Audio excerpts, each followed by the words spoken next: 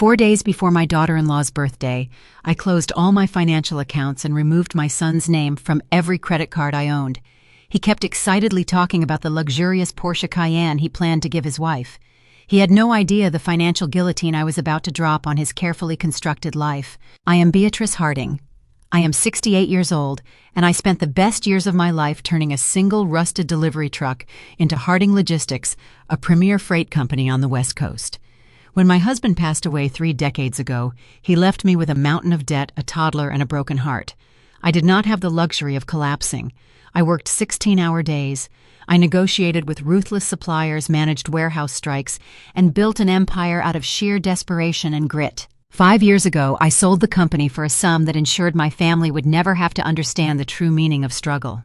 That was my first mistake. I shielded my son from hardship, and in doing so, I raised a man who understood the price of everything and the value of absolutely nothing. My son Thomas is 42 years old. He has always had a soft center, a vulnerability that I mistakenly tried to protect with my checkbook. 3 years ago, he married Chloe. Chloe is 35, a woman whose entire existence revolves around designer labels, country club memberships, and treating service workers with disdain. I never liked her, but I kept my mouth shut for the sake of family harmony and for the sake of my 16-year-old grandson, Lucas. Lucas is Thomas's son from his first marriage. He is a brilliant, quiet boy who inherited his grandfather's decency.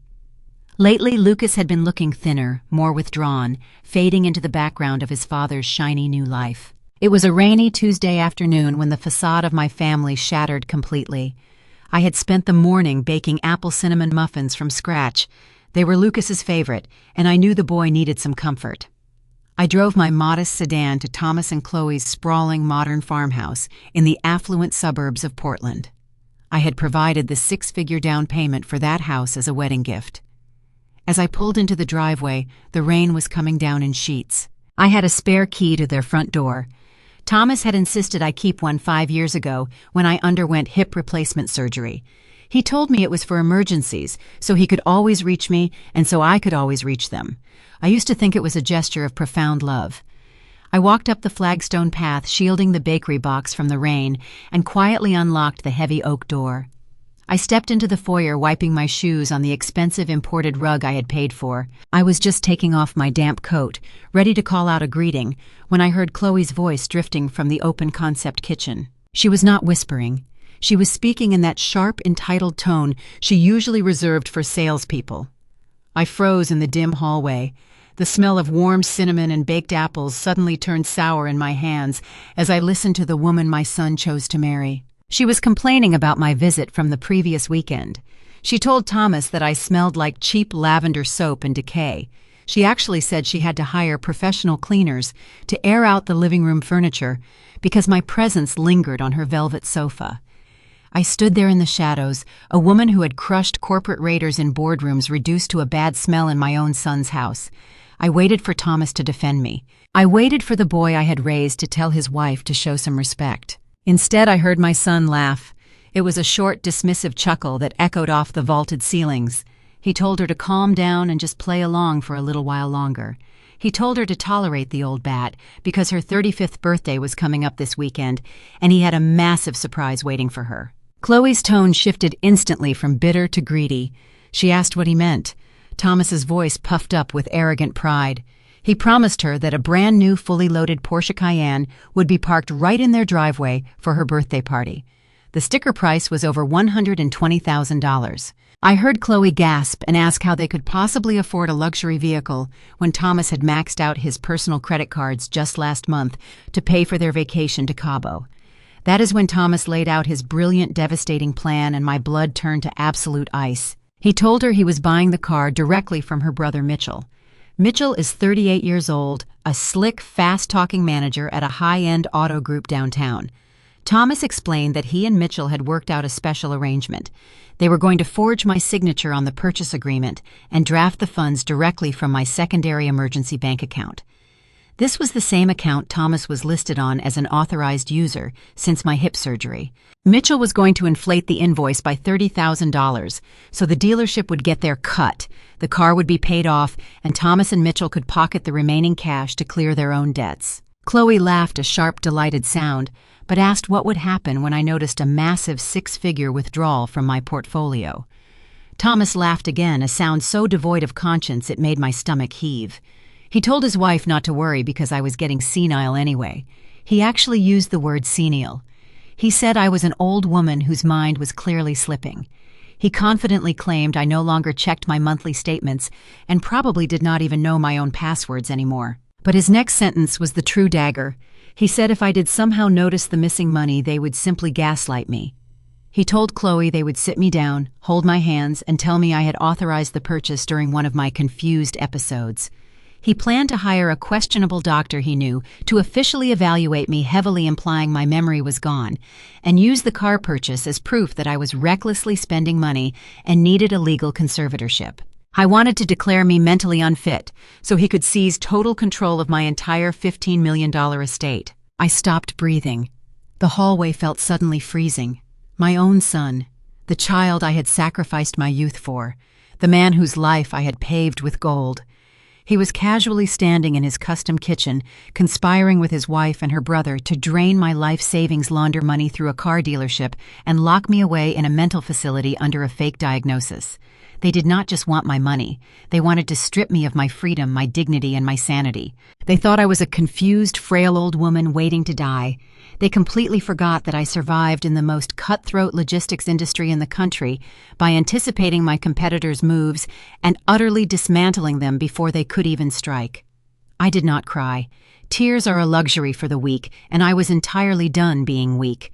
The grieving mother inside me died right there in that hallway, and the ruthless chief executive officer resurrected in her place. I did not burst into the kitchen. I did not scream or throw the bakery box. Confrontation without leverage is just a tantrum. I walked silently to the mahogany console table in the entryway. I placed the white bakery box perfectly in the center of the table. I made sure it was completely aligned, a silent, undeniable proof that I had been inside the house. Let them find it later. Let them look at those muffins and wonder how long I had been standing in the shadows. Let the cold sweat of paranoia sink deep into their bones when they realized I had access to their sanctuary. I turned around, stepped back out into the pouring rain, and closed the heavy front door behind me without making a single sound. I walked down the driveway with a posture so straight it hurt. I got into my car and locked the doors. My hands gripped the leather steering wheel. They were not shaking from sorrow. They were trembling with pure, calculated, unadulterated rage. Before I even pulled out of their neighborhood, I connected my phone to the car's Bluetooth system. I called William, my senior private wealth manager at the investment bank. He answered on the second ring. I bypassed the standard pleasantries. I told William this was a Tier 1 security emergency. I ordered an immediate comprehensive audit of every single account bearing my Social Security number for the past 12 months. I instructed him to instantly freeze the joint emergency account I shared with Thomas. I told him to completely revoke Thomas's access to all my credit lines, cancel the physical cards, and flag any pending transactions from luxury auto dealerships as high-level fraud. William was a professional.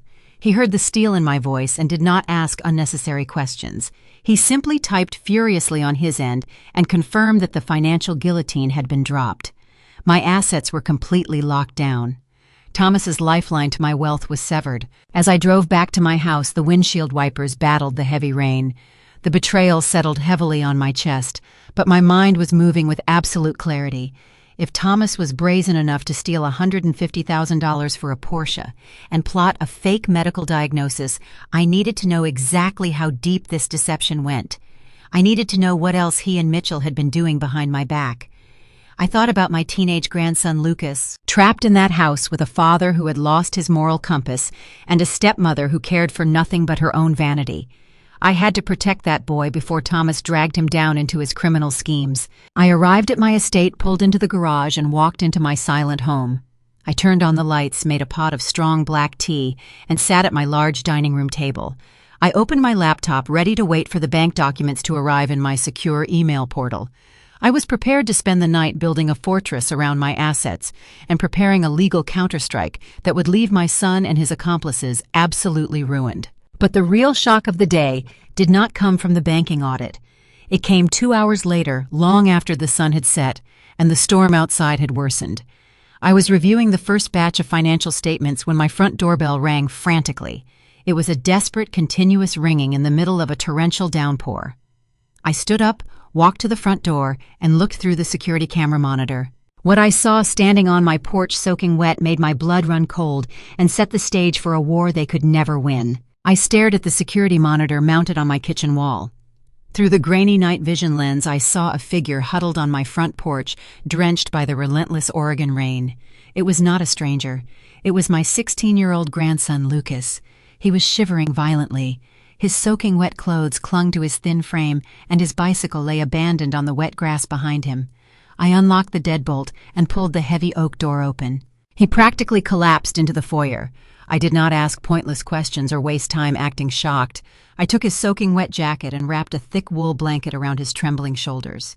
I guided him into the kitchen where the warm lights offered a stark contrast to the miserable storm outside. The physical state of the boy reflected the absolute gravity of the situation. He was pale and gasping for air, as if he had pedaled for miles, completely consumed by panic. Lucas sat at my large granite dining island and unzipped his waterproof backpack. His hands were shaking so badly he could barely grip the metal zipper. He reached inside and pulled out a thick, stolen manila folder.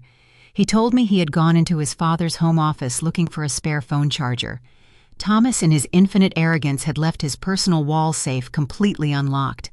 Lucas noticed a file with my name written across the top in bold red marker. I knew something was wrong the moment he saw it. He slid the first stack of papers across the polished stone counter. I looked down and saw a heavily doctored purchase agreement from a luxury auto group downtown. It was the exact dealership managed by Chloe's brother Mitchell. There it was in plain black and white, a legally binding contract for a brand new, fully loaded Porsche Cayenne.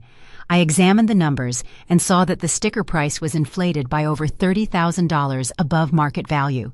At the bottom of the page, right on the primary buyer line, was my signature. It was a spectacular forgery that perfectly mimicked the exact loops and slants of my handwriting. Thomas and Mitchell were not just buying a car for a birthday present. They were executing a coordinated money laundering scheme against my emergency accounts. They planned to use the dealership to siphon the extra $30,000 into their own pockets. I looked up at Lucas, ready to tell him that I had already overheard the conversation earlier that afternoon. I wanted to tell him that I had already frozen the accounts and cut off his father's financial oxygen. But before I could speak, I saw that the boy was crying. Genuine, silent tears streamed down his pale cheeks. He shook his head and told me that the stolen car money was not the worst part. He pushed the second half of the thick folder toward me. He whispered that his father was planning to lock me away forever. I picked up the heavy stack of legal documents. The header of the first page read, "Petition for appointment of probate conservator." My heart physically stopped beating as my eyes scanned the dense legal jargon. Thomas had secretly prepared an official petition to the state court, requesting total and absolute control over my person and my entire estate. He listed the total value of my liquid assets and real estate properties at $15 million. He formally requested to be named the sole executor of my life. But it was the attached medical declarations that made my blood run absolute ice. Attached to the legal petition was a capacity declaration signed by a Dr. Gregory Sanders. I had never heard that name before in my life. The paperwork detailed a completely fabricated medical history. This corrupt doctor wrote that I was suffering from advanced and rapid onset dementia. The official medical notes claimed that I was prone to violent paranoia, dangerous memory lapses, and severe financial delusions. Thomas had literally documented fake incidents to build a legal case against me. He wrote that I had wandered out of my house in the middle of the night, that I had forgotten my own grandson's name, and that I was in immediate danger to myself and the public. Then I saw the printed email threads between Thomas Chloe and this corrupt physician. The entire birthday party scheduled for this upcoming weekend was not a celebration. It was a carefully staged execution of my freedom. Chloe was not just hosting a dinner for her friends. They had invited Dr. Sanders as a personal guest to observe me. The emails explicitly outlined their sickening strategy. Chloe was going to slip a heavy dose of prescription anti-anxiety medication into my wine early in the evening. They planned to wait until the drugs made my speech slurred, disoriented, and confused. Once the drugs took effect, Thomas was going to deliberately agitate me in front of the entire room. He would provoke a reaction, maybe accuse me of something absurd, while his friends secretly recorded the whole thing on their phones. Dr. Sanders would be sitting right there at the table to officially witness my tragic mental collapse. They were going to use that video and the doctor's fabricated testimony to secure an emergency ex parte conservatorship order from a judge by Monday morning. The realization hit me with the force of a freight train. They did not just want to drain my bank accounts to fund a luxurious lifestyle. They wanted to strip me of my fundamental civil rights. Under the conservatorship laws in our state, an emergency order would instantly strip me of my right to vote, my right to hire my own lawyer, my right to choose where I live, and my right to spend a single dollar of my own money. They wanted to drug me, declare me legally incompetent, and toss me into a locked psychiatric facility while they lived in my house and spent my life's work. Lucas sat across from me, sobbing quietly into his hands. He expected me to break down. He expected the frail panic of an elderly woman realizing her own child wanted to destroy her. But I had spent 3 decades surviving in the ruthless logistics industry. I had crushed corporate raiders and hostile takeovers from men far smarter than my son. You do not survive in that world by crying when someone threatens your existence. When an enemy breaches your gates, you do not weep. You systematically cut off their air supply and watch them suffocate. The maternal softness inside me died permanently in that kitchen. I looked at this brave, terrified boy who had risked his own safety to pedal through a severe storm to save his grandmother. I did not shed a single tear. I stood up tall, walked over to my stove, and poured a cup of whole milk into a small saucepan. I added a drop of vanilla extract and a spoon of sugar, heating it gently until it steamed. I walked back to the island and placed the warm mug between his shaking hands. I looked him directly in his eyes and told him he was a good man. I told him he had done exactly the right thing and that he was absolutely safe with me. I promised him that he was not betraying his father, but rather preventing a devastating crime. I told him his father had just made the final and most fatal miscalculation of his entire life. I picked up my cell phone from the counter. I did not call the police. The police would just take a preliminary report and let the lawyers argue over jurisdiction and medical records. I needed a predator. I dialed the private cell phone number of Richard Montgomery. Richard was my personal corporate litigator, a man who specialized in destroying people who thought they were untouchable in a courtroom. He answered on the 3rd ring despite the late hour.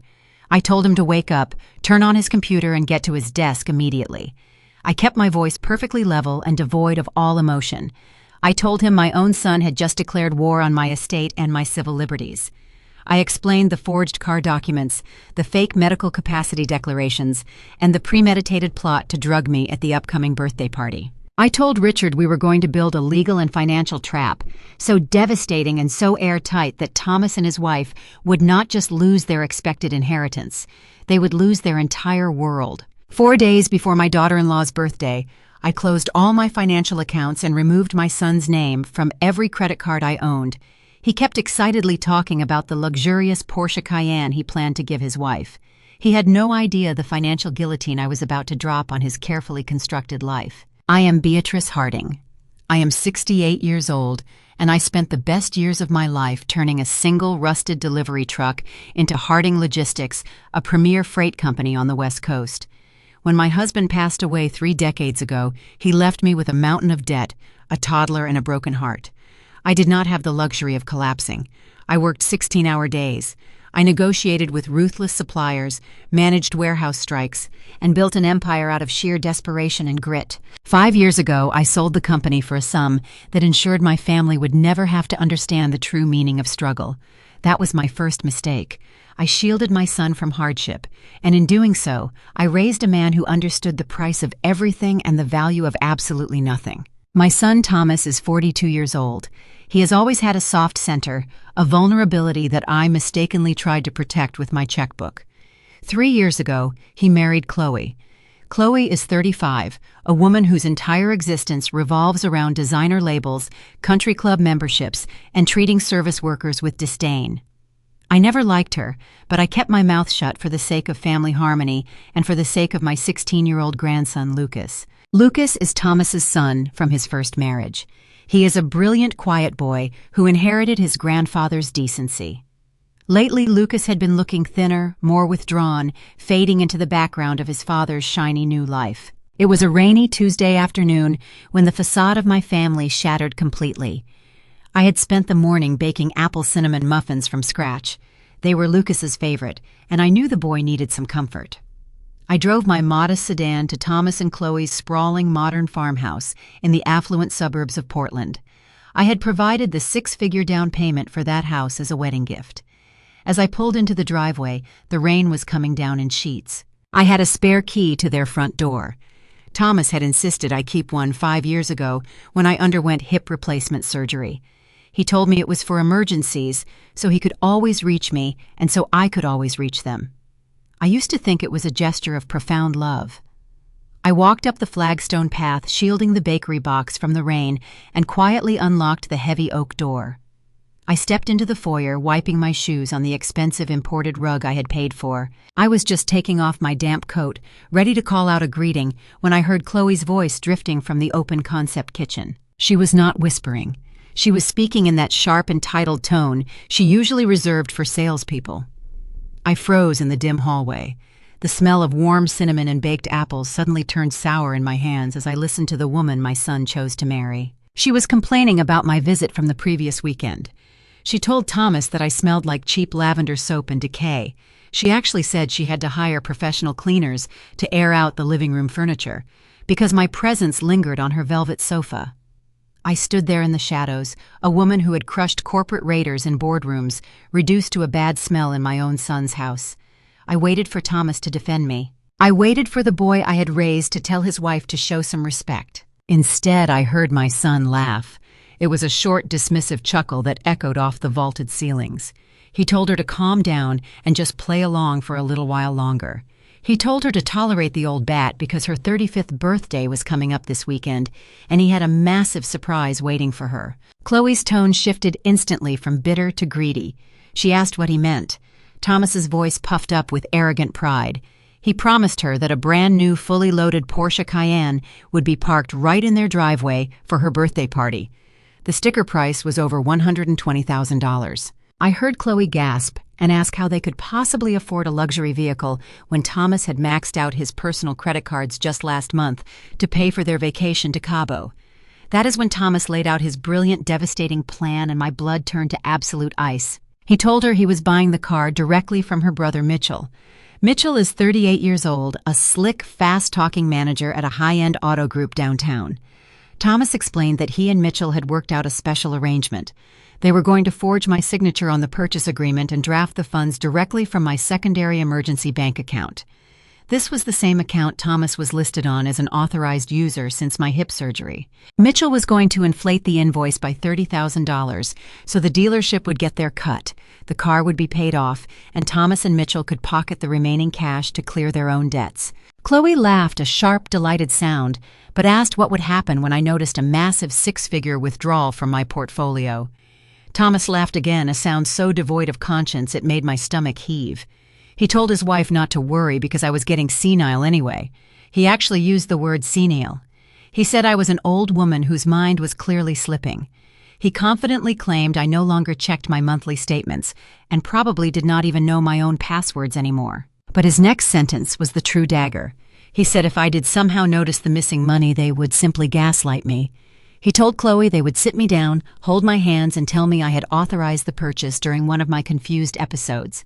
He planned to hire a questionable doctor he knew to officially evaluate me, heavily implying my memory was gone, and use the car purchase as proof that I was recklessly spending money and needed a legal conservatorship. I wanted to declare me mentally unfit so he could seize total control of my entire $15 million estate. I stopped breathing. The hallway felt suddenly freezing. My own son, the child I had sacrificed my youth for, the man whose life I had paved with gold. He was casually standing in his custom kitchen, conspiring with his wife and her brother to drain my life savings, launder money through a car dealership, and lock me away in a mental facility under a fake diagnosis. They did not just want my money. They wanted to strip me of my freedom, my dignity, and my sanity. They thought I was a confused, frail old woman waiting to die. They completely forgot that I survived in the most cutthroat logistics industry in the country by anticipating my competitors' moves and utterly dismantling them before they could even strike. I did not cry. Tears are a luxury for the weak, and I was entirely done being weak. The grieving mother inside me died right there in that hallway, and the ruthless chief executive officer resurrected in her place. I did not burst into the kitchen. I did not scream or throw the bakery box. Confrontation without leverage is just a tantrum. I walked silently to the mahogany console table in the entryway. I placed the white bakery box perfectly in the center of the table. I made sure it was completely aligned, a silent, undeniable proof that I had been inside the house. Let them find it later. Let them look at those muffins and wonder how long I had been standing in the shadows. Let the cold sweat of paranoia sink deep into their bones when they realized I had access to their sanctuary. I turned around, stepped back out into the pouring rain, and closed the heavy front door behind me without making a single sound. I walked down the driveway with a posture so straight it hurt. I got into my car and locked the doors. My hands gripped the leather steering wheel. They were not shaking from sorrow. They were trembling with pure, calculated, unadulterated rage. Before I even pulled out of their neighborhood, I connected my phone to the car's Bluetooth system. I called William, my senior private wealth manager at the investment bank. He answered on the second ring. I bypassed the standard pleasantries. I told William this was a Tier 1 security emergency. I ordered an immediate comprehensive audit of every single account bearing my Social Security number for the past 12 months. I instructed him to instantly freeze the joint emergency account I shared with Thomas. I told him to completely revoke Thomas's access to all my credit lines, cancel the physical cards, and flag any pending transactions from luxury auto dealerships as high-level fraud. William was a professional. He heard the steel in my voice and did not ask unnecessary questions. He simply typed furiously on his end and confirmed that the financial guillotine had been dropped. My assets were completely locked down. Thomas's lifeline to my wealth was severed. As I drove back to my house, the windshield wipers battled the heavy rain. The betrayal settled heavily on my chest, but my mind was moving with absolute clarity. If Thomas was brazen enough to steal $150,000 for a Porsche and plot a fake medical diagnosis, I needed to know exactly how deep this deception went. I needed to know what else he and Mitchell had been doing behind my back. I thought about my teenage grandson Lucas, trapped in that house with a father who had lost his moral compass and a stepmother who cared for nothing but her own vanity. I had to protect that boy before Thomas dragged him down into his criminal schemes. I arrived at my estate, pulled into the garage, and walked into my silent home. I turned on the lights, made a pot of strong black tea, and sat at my large dining room table. I opened my laptop, ready to wait for the bank documents to arrive in my secure email portal. I was prepared to spend the night building a fortress around my assets and preparing a legal counterstrike that would leave my son and his accomplices absolutely ruined. But the real shock of the day did not come from the banking audit. It came 2 hours later, long after the sun had set and the storm outside had worsened. I was reviewing the first batch of financial statements when my front doorbell rang frantically. It was a desperate, continuous ringing in the middle of a torrential downpour. I stood up, walked to the front door, and looked through the security camera monitor. What I saw standing on my porch soaking wet made my blood run cold and set the stage for a war they could never win. I stared at the security monitor mounted on my kitchen wall. Through the grainy night vision lens, I saw a figure huddled on my front porch, drenched by the relentless Oregon rain. It was not a stranger. It was my 16-year-old grandson, Lucas. He was shivering violently. His soaking wet clothes clung to his thin frame, and his bicycle lay abandoned on the wet grass behind him. I unlocked the deadbolt and pulled the heavy oak door open. He practically collapsed into the foyer. I did not ask pointless questions or waste time acting shocked. I took his soaking wet jacket and wrapped a thick wool blanket around his trembling shoulders. I guided him into the kitchen where the warm lights offered a stark contrast to the miserable storm outside. The physical state of the boy reflected the absolute gravity of the situation. He was pale and gasping for air, as if he had pedaled for miles, completely consumed by panic. Lucas sat at my large granite dining island and unzipped his waterproof backpack. His hands were shaking so badly he could barely grip the metal zipper. He reached inside and pulled out a thick, stolen manila folder. He told me he had gone into his father's home office looking for a spare phone charger. Thomas, in his infinite arrogance, had left his personal wall safe completely unlocked. Lucas noticed a file with my name written across the top in bold red marker. I knew something was wrong the moment he saw it. He slid the first stack of papers across the polished stone counter. I looked down and saw a heavily doctored purchase agreement from a luxury auto group downtown. It was the exact dealership managed by Chloe's brother Mitchell. There it was in plain black and white, a legally binding contract for a brand new fully loaded Porsche Cayenne. I examined the numbers and saw that the sticker price was inflated by over $30,000 above market value. At the bottom of the page, right on the primary buyer line, was my signature. It was a spectacular forgery that perfectly mimicked the exact loops and slants of my handwriting. Thomas and Mitchell were not just buying a car for a birthday present. They were executing a coordinated money laundering scheme against my emergency accounts. They planned to use the dealership to siphon the extra $30,000 into their own pockets. I looked up at Lucas, ready to tell him that I had already overheard the conversation earlier that afternoon. I wanted to tell him that I had already frozen the accounts and cut off his father's financial oxygen. But before I could speak, I saw that the boy was crying. Genuine silent tears streamed down his pale cheeks. He shook his head and told me that the stolen car money was not the worst part. He pushed the second half of the thick folder toward me. He whispered that his father was planning to lock me away forever. I picked up the heavy stack of legal documents. The header of the first page read, "Petition for appointment of probate conservator." My heart physically stopped beating as my eyes scanned the dense legal jargon.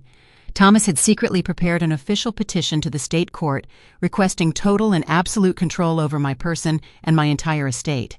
He listed the total value of my liquid assets and real estate properties at $15 million. He formally requested to be named the sole executor of my life. But it was the attached medical declarations that made my blood run absolute ice. Attached to the legal petition was a capacity declaration signed by a Dr. Gregory Sanders. I had never heard that name before in my life. The paperwork detailed a completely fabricated medical history. This corrupt doctor wrote that I was suffering from advanced and rapid onset dementia. The official medical notes claimed that I was prone to violent paranoia, dangerous memory lapses, and severe financial delusions. Thomas had literally documented fake incidents to build a legal case against me. He wrote that I had wandered out of my house in the middle of the night, that I had forgotten my own grandson's name, and that I was in immediate danger to myself and the public. Then I saw the printed email threads between Thomas Chloe and this corrupt physician.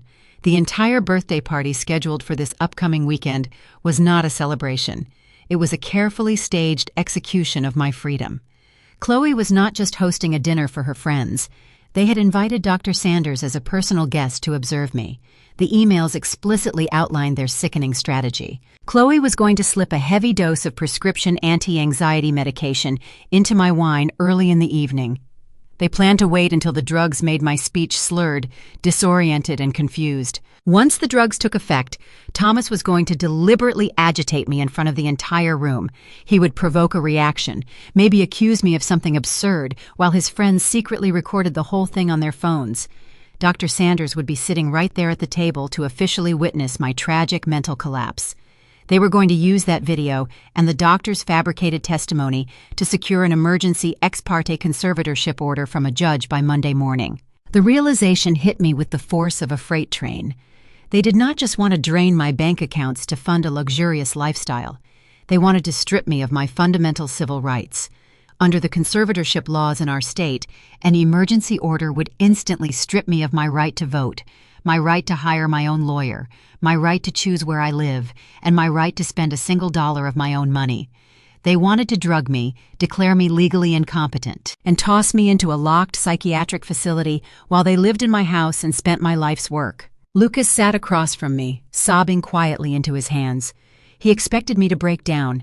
He expected the frail panic of an elderly woman realizing her own child wanted to destroy her. But I had spent 3 decades surviving in the ruthless logistics industry. I had crushed corporate raiders and hostile takeovers from men far smarter than my son. You do not survive in that world by crying when someone threatens your existence. When an enemy breaches your gates, you do not weep. You systematically cut off their air supply and watch them suffocate.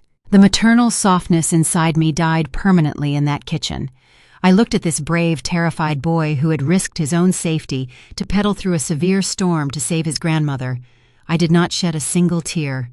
I stood up tall, walked over to my stove, and poured a cup of whole milk into a small saucepan.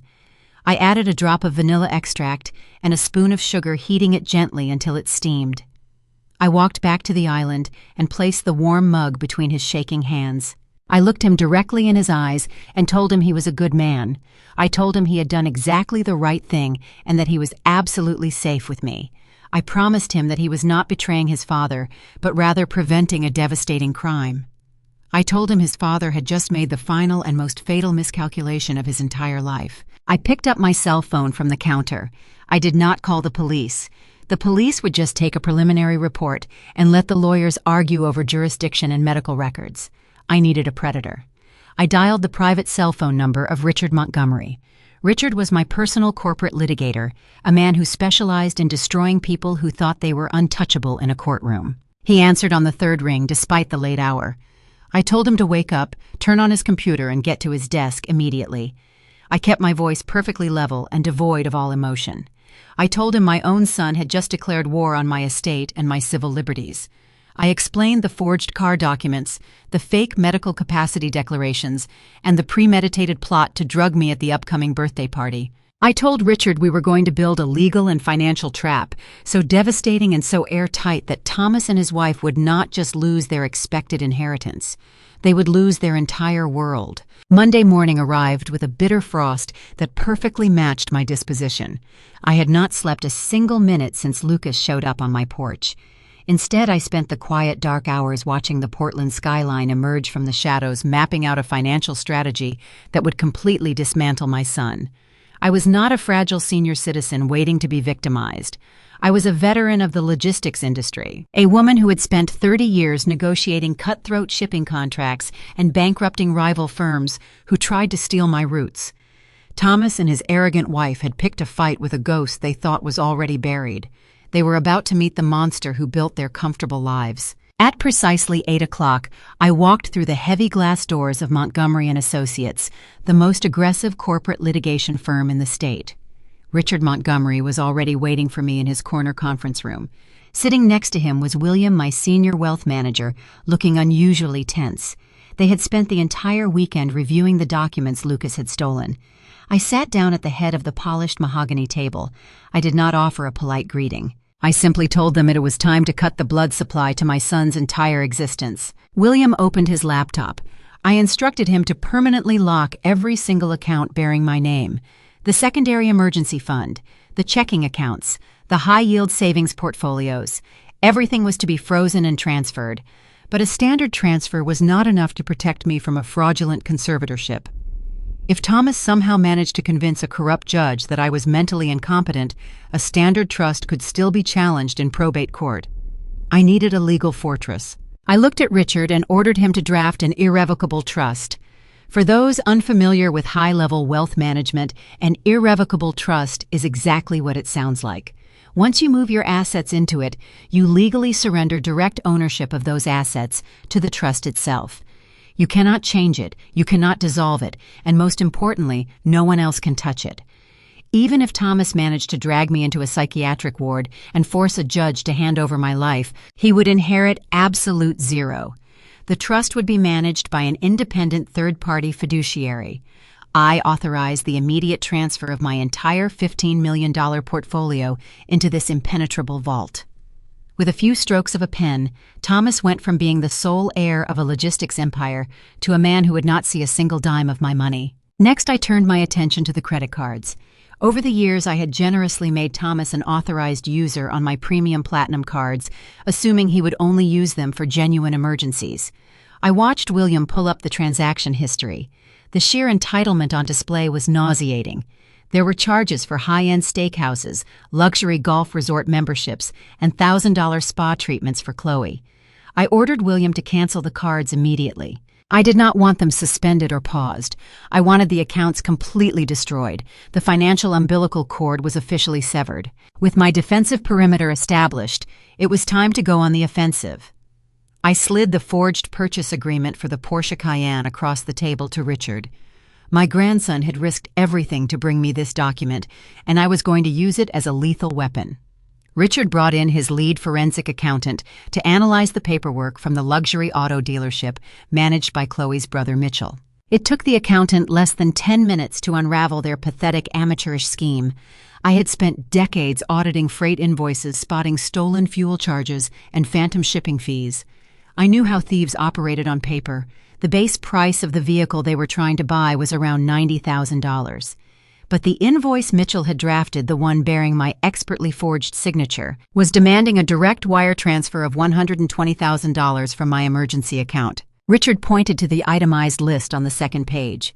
Mitchell had packed the contract with phantom luxury upgrade packages, imaginary administrative fees, and non-existent dealership tariffs. It was a classic kickback scheme. Mitchell was using his position as the dealership manager to process an inflated sale. The dealership would get their cut for the car, but the extra $30,000 was going to be quietly routed back into Thomas's pocket. Thomas needed that cash desperately to cover the massive credit card debt he had accumulated, funding Chloe's lavish lifestyle. They thought they were being incredibly clever, using an old woman's bank account to launder money through a legitimate business front. They were incredibly stupid. Richard suggested we contact the dealership's corporate ownership immediately and block the wire transfer before it could even be initiated. He wanted to shut down the sale and threaten Mitchell with a quiet termination. I shook my head and told Richard he was thinking entirely too small. You do not just slap the wrist of a man who plans to drug you and lock you in a mental institution. You amputate his hands. If we simply blocked the transaction, Thomas and Mitchell would know I was onto them. They would panic, destroy the remaining evidence, and deny everything. They might even accelerate their plan to declare me incompetent before I could defend myself. I needed them to feel completely confident. I needed them to step blindly into a trap so deeply set that they could never climb out. I told William to leave the emergency bank account open just long enough to receive the incoming wire request from the dealership. I wanted a federally documented record of Mitchell and Thomas officially attempting to draw $120,000 using a forged signature across state financial lines. The moment that electronic request hit the bank's servers, the crime would escalate from a simple family dispute to felony wire fraud. Richard smiled, finally understanding the sheer scale of my retaliation. He picked up his phone and called a contact he kept for high-level corporate espionage cases, a senior investigator at the Federal Bureau of Investigation. We did not call the local police. Local cops deal with domestic squabbles and stolen bicycles. The FBI deals with organized financial syndicates and wire fraud. We arranged a private meeting that same afternoon with the federal agent.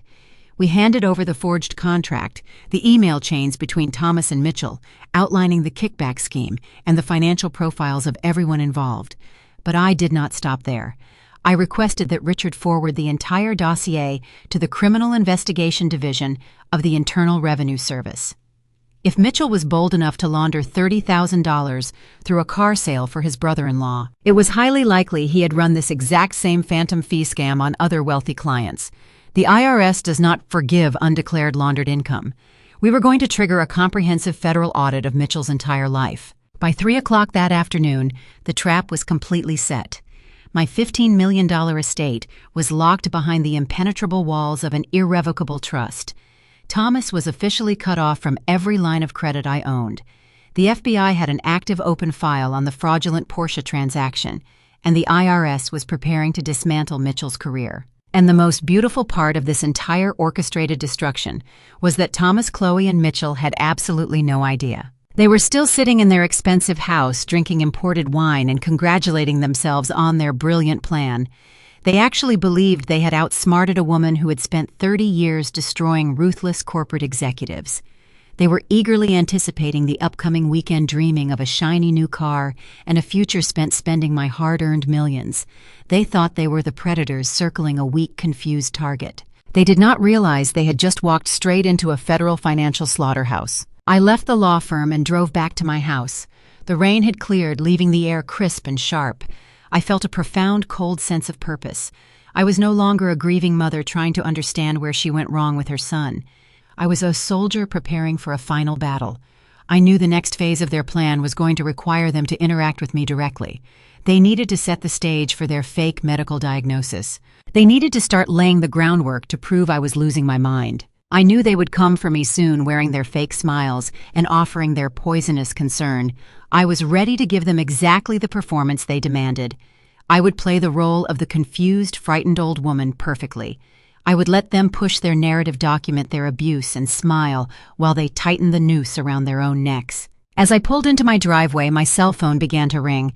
I glanced at the display on the dashboard console. It was Thomas. My heart did not flutter with maternal affection. It beat with a slow, steady, calculated rhythm. The game of psychological warfare had officially begun, and I was about to deliver an Oscar-worthy performance. I cleared my throat, made sure my voice sounded suitably tired and slightly confused, and pressed the button to answer the call. By Thursday evening, my living room had been transformed into a silent surveillance stage. I did not hire outside technicians to drill holes in my walls or run visible wires. I used the contacts from my former corporate security team to acquire 3 micro cameras. They were state-of-the-art wireless devices no larger than a shirt button. I personally embedded one inside the carved wooden base of my reading lamp. The second went behind the ornate face of the grandfather clock in the hallway. The third was tucked discreetly into the spine of a thick, leather-bound encyclopedia on the mantel. Every angle of the main living space was covered, recording in high-definition audio and video streaming directly to a secure cloud server that only my lawyer and I could access. I was preparing to host a dinner party for the 2 people who wanted to lock me in a psychiatric ward. Cooking for your enemies requires a very specific kind of mental fortitude. I stood in my kitchen slicing vegetables for a pot roast, feeling a strange sense of absolute calm. I had fought tooth and nail in the corporate world to ensure my family would never experience the biting sting of poverty. I had sacrificed holidays, weekends, and countless hours of sleep to build a legacy. And now the very wealth I had created to protect my son had mutated him into a greedy, unrecognizable monster. The irony was a bitter pill to swallow, but I refused to let that bitterness paralyze me. I channeled every ounce of disappointment into fuel for the precise mechanical trap I was building. 30 years ago, I used to mash peas and warm up bottles for Thomas in a tiny apartment while drowning in debt.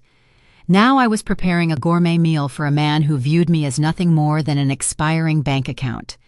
I set the dining table with my finest bone china and polished silver. This was the same table where we had celebrated his high school graduation and his college acceptance. Now it was going to be the battlefield where he would try to destroy my life. I wanted everything to look perfectly normal. I needed them to feel completely comfortable in their assumptions about my declining mental state. For this performance to work, I had to surrender my pride. I had to look like the frail, confused widow they desperately wanted me to be. I took a damp cloth and lightly wiped away the makeup from my face, leaving my skin looking pale and tired. I pulled a loose, oversized cardigan over my shoulders, making my frame appear smaller and more fragile than it actually was. I practiced slowing down my steps, making my movements slightly hesitant. Before they arrived, I placed my silver weekly pill box exactly where I always kept it on the small mahogany side table next to my reading chair. It contained my daily blood pressure medication. It was a vital piece of my routine, and they knew it. I was handing them the perfect opportunity to execute their psychological warfare. I just needed to see if they were bold enough to take the bait. The doorbell rang at precisely 7 o'clock. I took a deep breath, slouched my shoulders perfectly, and opened the door. Thomas and Chloe stood on my front porch wearing smiles so artificial they looked like plastic masks. Thomas kissed my cheek and handed me a bottle of wine. Chloe wrapped her arms around me in a tight theatrical hug that smelled overwhelmingly of expensive floral perfume. She asked how I was doing with a voice dripping in synthetic syrup. I kept my movements slow and deliberate. I thanked them for coming and told them I was just feeling a little tired lately. We moved into the dining room. Thomas took his usual seat at the head of the table, acting as if he was already the master of the house. As I served the pot roast, they launched into their carefully rehearsed script. Chloe started by asking me entirely too many questions about my daily routine.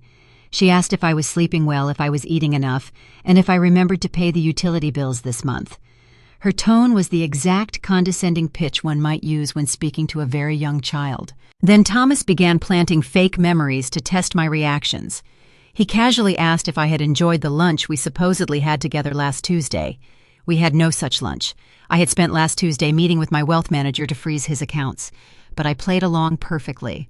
I furrowed my brow, looking distressed and confused. I told him I could not quite remember what we had eaten. Thomas shot Chloe a triumphant look. He patted my hand and told me not to worry about it, saying my memory was just slipping a little bit. I let my fork tremble just a fraction of an inch as I ate. I intentionally lost my train of thought in the middle of a sentence about my garden. I watched them exchange another quick, victorious glance across the table. They were absolutely thrilled by my fabricated decline. They thought their stress tactics and gaslighting were working perfectly. They thought they were breaking me down piece by piece right in front of their eyes. After we finished the main course, I told them I was going to the kitchen to cut the cherry pie I had bought for dessert. I asked Chloe if she could clear the dinner plates. This was the moment of vulnerability I had engineered. I walked into the kitchen out of their direct line of sight. From the kitchen counter, I picked up my smartphone, which was currently displaying the live feed from the hidden cameras in the living room. I watched the high-definition screen intently. Chloe did not carry the plates straight to the sink. She walked over to my reading chair. She looked around the room to ensure I was still in the kitchen. Then, with the practiced speed of a common thief, she picked up my silver pillbox from the mahogany table. She did not even hesitate as she shoved the medication deep into her designer handbag. She quickly returned to the dining room and began stacking the plates as if absolutely nothing had happened. A cold wave of disgust washed over me. Stealing money is an act of greed. Stealing a senior citizen's heart medication to manufacture a medical crisis is an act of pure calculated evil. She was willing to put my actual physical health at severe risk just to advance their plot to lock me away. I closed my eyes for a fraction of a second, allowing the anger to burn hot and bright before burying it back behind my fragile facade. I took a deep breath, picked up the dessert plates, and walked back out to face my abusers. I carried the plates of cherry pie into the dining room. I sat down and let out a soft, manufactured sigh. I reached a trembling hand up to rub my temple. I muttered that I felt a slight headache coming on, and that I should probably take my evening blood pressure pill before we had dessert. I stood up slowly and walked over to the mahogany side table. I patted the empty wooden surface. I moved some magazines around. I opened the small drawer. I began to actively perform a mild state of panic. I looked back at Thomas and Chloe with wide, frightened eyes. I told them my pillbox was gone. I said I was absolutely certain I had placed it right there before they arrived. This was their moment. This was the exact psychological ambush they had been waiting for all night. Chloe immediately stood up and rushed over to me, wrapping her arm around my shoulder in a suffocating grip. She told me to calm down and take a deep breath. When she spoke to me, she used a technique I recognized from manipulative negotiators I had crushed decades ago. She lowered her voice to a soothing, almost hypnotic register, trying to bypass my logical defenses and appeal directly to a sense of manufactured panic. She used that same sickly sweet voice to ask if I was absolutely sure I had not left it in the bathroom or dropped it in the kitchen. Thomas joined in the chorus. He stood up and crossed his arms, looking down at me with heavy manufactured disappointment. "Mom, you have been doing this a lot lately," Thomas said, shaking his head and sighing loudly. "You are constantly misplacing things. You are forgetting conversations we just had. Just last week you could not remember where you put your car keys." I looked up at him, letting my lower lip quiver realistically. I told him I knew exactly where I put my medicine. I insisted it was right on the table just an hour ago. Chloe tightened her grip on my shoulder. She stroked my hair like a patronizing nurse dealing with a difficult patient. "Mom, you forgot where you put your medicine again, right?" she murmured softly, leaning in close to my face. "It is okay to admit it. You are getting so forgetful lately. It is completely natural at your age to start losing track of the details. But missing your heart medication is dangerous. We are just so incredibly worried about you living here all by yourself, with your mind failing like this. We just cannot bear the thought of you getting hurt because you refuse to accept help." The sheer audacity of her fake concern made my jaw ache from clenching my teeth. Thomas stepped closer, deliberately invading my personal space to make me feel small and cornered. He dropped his voice to a serious, authoritative register. "Mom, this is exactly why we need to talk about your finances," he said smoothly, stepping right into the trap I had laid for him. "If you cannot remember to take your life-saving medication, how can you be expected to manage a massive investment portfolio or handle complex banking details?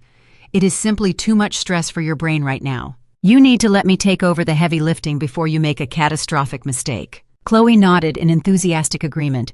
She told me I had worked hard enough in my life. She said I deserved to just rest and let Thomas manage the checkbooks, the properties, and the bank accounts. She promised they would take care of absolutely everything, so I would never have to worry my tired mind again. They were executing the textbook definition of elder abuse right in my living room. They were systematically trying to break my grip on reality. They wanted me to doubt my own memory, doubt my own sanity, and willingly hand over the keys to my entire kingdom out of sheer engineered terror. They wanted to strip me of my autonomy using fake sympathy as their primary weapon. I looked up at my son. I let my eyes well up with genuine tears. They were not tears of fear or confusion. They were tears of profound mourning for the boy I had raised, who was now completely dead to me. I let a single tear roll down my cheek. I nodded my head slowly, simulating utter defeat and surrender. I told Thomas he might be right. I whispered that my mind just felt so cloudy these days and everything was getting so overwhelming. I told them I was so scared of losing my memory and that I was so profoundly grateful to have such a loving son and daughter-in-law to look out for me. Thomas smiled. It was a smile of pure, arrogant victory. He reached out and patted my hand with fake reassurance. He told me not to worry about a single thing. He said he would bring some legal paperwork by later in the week to make the financial transition official, so I could just relax and enjoy my retirement without any stress. Chloe beamed with greedy delight, clearly already spending my millions in her head. They stayed for another hour, eating my cherry pie and acting like the perfect devoted children. They cleaned up the dishes, making a big show of being helpful and protective. When they finally left, Thomas gave me one last reassuring hug at the door and told me to get some rest. I stood in the doorway and waved goodbye, watching their luxury car pull out of my driveway and disappear down the dark street. The moment their tail lights vanished into the night, my trembling posture completely evaporated. I stood up straight, rolling my shoulders back to release the physical tension of the performance. The frail, confused widow vanished into thin air. I walked briskly back into the kitchen and picked up my smartphone from the counter. I opened the secure security application and reviewed the high-definition footage from the hidden cameras. The video was absolutely flawless. It had captured every single frame with crystal-clear audio. It showed Chloe stealing my medication and hiding it in her bag. It recorded their coordinated verbal assault pretending I was losing my mind. It documented their explicit attempt to use my fabricated medical crisis to seize total control of my finances. I had just secured the ultimate legal weapon. They thought they had successfully broken an old woman's mind. They believed their gaslighting had worked perfectly to secure their lavish future. They did not realize they had just handed a master tactician the exact undeniable video evidence needed to put them both in a federal prison. I poured myself a fresh cup of tea and smiled into the quiet, empty house. The stage was set, and the final act was fast approaching. Friday morning arrived with brilliant sunlight breaking through the heavy Oregon clouds. Exactly 3 days remained until Chloe would host her grand 35th birthday celebration. I sat in my sunroom with a cup of Earl Grey tea, watching my hired landscapers carefully prune the hydrangeas. My tablet was open on the glass table, displaying the secure live feed from the hidden cameras in my living room. I had spent the past 48 hours replaying the footage of my son and his wife, attempting to mentally destroy me. Hearing their voices over and over had completely immunized me to any lingering maternal guilt. I was no longer a grieving mother dealing with a wayward child. I was a corporate tactician monitoring a supply line, and I knew exactly when the enemy rations were about to run out. Thomas had always been a man who lived on the extreme edge of his credit limit. Even when I was paying his mortgage and silently funding his lavish lifestyle, he burned through cash with reckless arrogance. He needed the world to see him as a titan of industry, even though he was merely coasting on the logistics empire I had built from nothing. Chloe was infinitely worse. She demanded constant financial validation from her peers. The upcoming birthday party was not just a simple dinner among friends. It was an orchestrated spectacle explicitly designed to secure her position in Portland high society. They had booked the grand ballroom at the Sovereign Room, which is the most exclusive dining establishment in the city. The venue boasts crystal chandeliers, imported caviar, and a waiting list that spans 6 months. The deposit alone for the evening was $25,000. It was a sum Thomas fully intended to seamlessly draft from my secondary emergency account. He had grown so accustomed to treating my wealth as his personal checking account that he probably did not even consider the possibility of a declined transaction. He had no idea that I had spent Monday morning building a legal fortress around my $15 million estate. He did not know that his name had been scrubbed from every piece of plastic associated with my Social Security number. At precisely 11:15 in the morning, my cell phone vibrated on the glass table. The caller identification boldly displayed my son's name. I took a slow, deliberate sip of my tea. I let the phone ring 4 times before I answered, ensuring I sounded perfectly unbothered and slightly slow to respond. I cleared my throat and offered a cheerful, confused greeting. Thomas did not bother with the standard pleasantries. His voice was tight and strained. It was a poorly concealed mixture of profound irritation and rapidly rising panic. I was currently standing in the opulent lobby of the Sovereign Room with the stern events manager waiting right in front of him. He told me there was a frustrating glitch with the banking system. He said the emergency card had been declined twice in a row, and the restaurant management was threatening to cancel the entire reservation if the deposit was not cleared immediately. I could hear the subtle tremor in his breath. I was trying to sound authoritative, but the overwhelming fear of public humiliation was leaking through his arrogant facade. Chloe was likely standing right next to him, tapping her designer heels and demanding to know why her perfect party was being delayed. Thomas instructed me to call the bank manager right away to lift whatever ridiculous fraud alert had frozen the account. He spoke to me like I was an incompetent secretary who had mishandled a simple administrative task.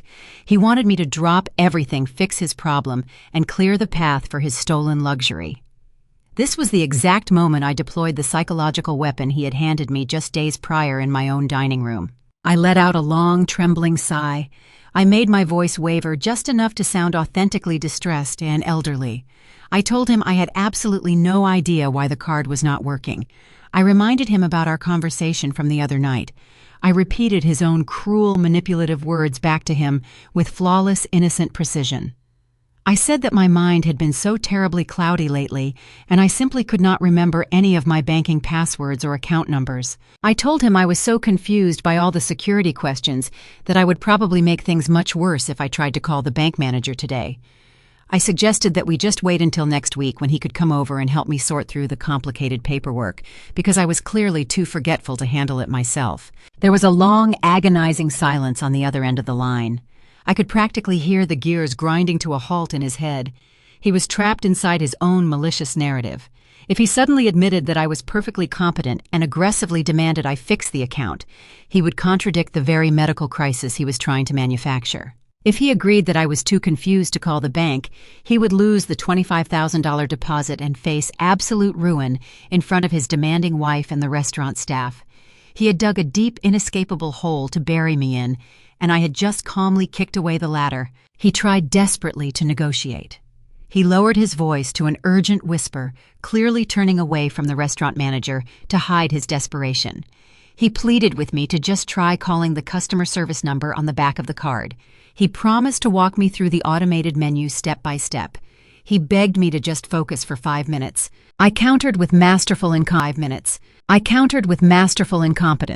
I told him my hands were shaking and I could not find my reading glasses anywhere in the house. I babbled aimlessly about a stray cat in my garden and how the damp weather was making my joints ache. I derailed his frantic instructions with meaningless complaints, deliberately wasting his time as the pressure mounted. I played the victim of cognitive decline so beautifully that he had no choice but to believe his own vicious lies. Finally, the pressure broke him entirely. He let out a sharp, frustrated curse under his breath. I asked him in a small, frightened voice if he was angry with me. I asked if I had done something wrong to make him yell. He quickly masked his rage with a tone of forced, exhausted patience. He told me to just forget about the bank and go back to resting. He said he would figure out a temporary solution on his own and handle the deposit himself. I offered a brilliant, supportive suggestion. I cheerfully reminded him that he was such a highly successful businessman. I told him he could easily just use his own personal credit card to cover the deposit until we fixed my account next week. I praised his financial independence and told him how proud I was to have a son who could solve these problems so effortlessly. I knew exactly what I was asking him to do. Thomas only had one premium credit card in his own name. I knew for an absolute fact that the balance was already hovering dangerously close to the maximum limit. He had drained that specific account just last month, paying for their extravagant vacation to Cabo San Lucas. Putting a $25,000 restaurant deposit on that card would completely exhaust his remaining available credit. It would leave him with zero financial liquidity. He would have no cash reserves and no credit safety net. He would be walking a tightrope over an active volcano without a harness. Thomas swallowed hard. I heard the distinct, heavy sound of total defeat in his voice when he agreed to use his own card. He told me he loved me and abruptly ended the call. I placed my phone back on the glass table and took another slow sip of my tea. The Earl Grey had cooled to the perfect temperature. I looked out at the garden feeling a profound sense of tactical satisfaction. My son thought he was merely experiencing a temporary banking inconvenience.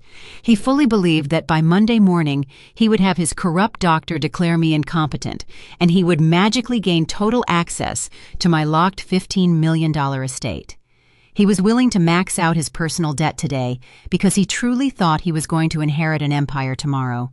He wanted to keep Chloe happy and preserve his false image of wealth, no matter the immediate cost. He did not know that the empire had already been permanently relocated behind the impenetrable walls of an irrevocable trust. He did not know that federal authorities were actively reviewing the forged auto purchase contract he had signed with his brother-in-law. He had no idea that his entire financial existence was currently resting on a fragile house of cards, and I had just gleefully removed the bottom layer. By forcing him to use his personal credit line to secure the birthday party, I had ensured he could not run when the federal trap finally snapped shut. Criminals need cash to escape. They need liquid assets to hire high-priced defense attorneys. They need credit to book flights and hide in cheap motels. By Monday, he would have absolutely none of those things. He was financially chained to the upcoming weekend. The birthday party was no longer just a celebration of vanity. It was the precise location where his entire life would publicly end. I spent the rest of the Friday afternoon meticulously preparing for the final confrontation. I did not sit around nursing a broken heart or crying over old family photo albums. Heartbreak is a useless emotion for people who do not have an actionable plan. I called my corporate litigator, Richard Montgomery, to confirm that the legal filings were queued up and ready for Monday morning. I checked in with my wealth manager, William, who assured me that the trust was fully sealed and impervious to any probate court challenges. Every single road of escape for Thomas and Chloe had been systematically blocked and paved over with concrete. As evening approached, the sky over Portland turned a deep, bruised purple. I walked into my expansive walk-in closet and began examining my wardrobe. If I was going to execute my own son in front of his entire social circle, I was going to do it looking like the untouchable chief executive officer I truly was. I bypassed the soft pastel sweaters and the modest floral dresses they always expected me to wear. Those clothes belonged to the frail widow they thought they could manipulate. I reached for a tailored deep burgundy suit. It was a garment woven from sheer power and authority. It was the exact suit I wore when I finalized the multi-million-dollar sale of Harding Logistics years ago. It commanded absolute respect and offered zero apologies. I paired it with my favorite pearl necklace and a pair of sensible but sharp heels. I wanted Thomas to look at me across that grand ballroom and realize in one terrifying instant that he had not invited a victim to his party. He had invited a predator. The ticking time bomb had been firmly planted under their lavish lifestyle, and the countdown was growing dangerously loud. Thomas was currently sweating through his tailored shirt, wondering why his mother's accounts were malfunctioning and praying his own credit card would not be declined. Chloe was likely at a high-end salon getting an expensive manicure, dreaming of the luxurious vehicle she believed would be delivered on Sunday. Mitchell was sitting in his dealership completely unaware that federal agents were reviewing his tax returns and tracking his communication logs. They were all dancing blindly toward the edge of a massive legal cliff. I walked back to the living room and checked the hidden camera feeds one last time. The house was perfectly quiet. The surveillance was actively storing data. The trap was absolutely flawless. I had spent days letting them believe they held all the power. I had played the role of the helpless victim with absolute perfection. But the rehearsal was officially over. The opening act of their destruction had been initiated with a single declined credit card at a fancy restaurant. Now there was nothing left to do but wait for Sunday evening. I turned off the tablet, turned off the lights, and went to sleep. I slept better than I had in years, knowing that justice was no longer a distant abstract concept. It was a highly anticipated scheduled event. 2 days before the highly anticipated birthday party, The atmosphere in my home was completely tranquil.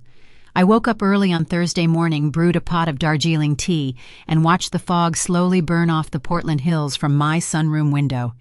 There is a specific kind of silence that settles over a battlefield right before the final engagement. It is a heavy, expectant quiet. I had spent 30 years navigating the brutal logistics industry, and I knew the rhythm of absolute destruction intimately. I was completely at peace. My son, on the other hand, was currently drowning in a suffocating ocean of his own making. By forcing Thomas to pay the exorbitant $25,000 restaurant deposit with his personal credit card, I had backed him into a devastating corner. He was a man obsessed with appearances, fundamentally addicted to the illusion of infinite wealth. He had promised Chloe a brand new, fully loaded Porsche Cayenne for her 35th birthday. He had bragged about it. He had undoubtedly told her friends about it. In his arrogant mind, backing out of that extravagant gift was a fate worse than death. It would expose him as a fraud. It would shatter the luxurious facade he had so carefully constructed. Desperation is a fascinating catalyst. When a greedy man is deprived of his usual easy resources, he does not suddenly develop a moral conscience. He simply becomes incredibly reckless. Thomas could no longer access my emergency banking accounts. William, my wealth manager, had erected an impenetrable digital wall around my entire $15 million estate. My credit cards had been completely destroyed. The easy path to the dealership floor was closed. But Mitchell, Chloe's smooth-talking brother, could not simply give a $120,000 vehicle away for free. The auto group he managed had inventory tracking, corporate audits, and strict accounting protocols. They needed a massive, legitimate influx of cash to clear the title and release the car. Since Thomas had absolutely no liquid capital left and his credit limit was completely exhausted, the two men had to pivot. They had to find a new way to steal. At 10 o'clock in the morning, my secure private phone rang. It was Richard Montgomery, my corporate litigator. He sounded remarkably energized, vibrating with the kind of professional adrenaline that only comes from witnessing a spectacular legal blunder. Sitting in his office, completely unseen by my son, were William and our contact from the Federal Bureau of Investigation. They had been silently monitoring my frozen accounts, waiting to see what Thomas would do when his access was denied. Richard did not waste time with pleasantries. He told me that Thomas and Mitchell had just made a catastrophic, fatal error. They had crossed the invisible boundary line that separates a messy domestic financial dispute from a full-blown federal criminal enterprise, because they could not directly draft the cash from my bank.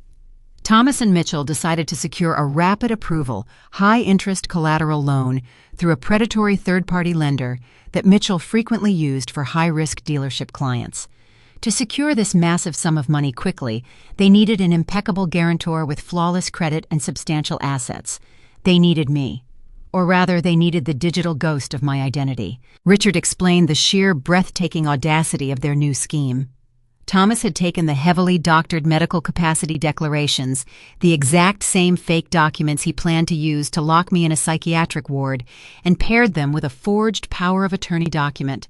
He had brazenly falsified a legal instrument claiming that I was already mentally incapacitated and that he had full legal authority to make financial decisions on my behalf. He submitted this fraudulent power of attorney alongside a loan application for $120,000 using my Social Security number, my pristine credit history, and my home as collateral to secure the cash for Chloe's luxury vehicle. Mitchell, leveraging his position as the dealership manager, pushed the fraudulent application through his preferred lending network, verifying the fake documents and vouching for Thomas's legal authority.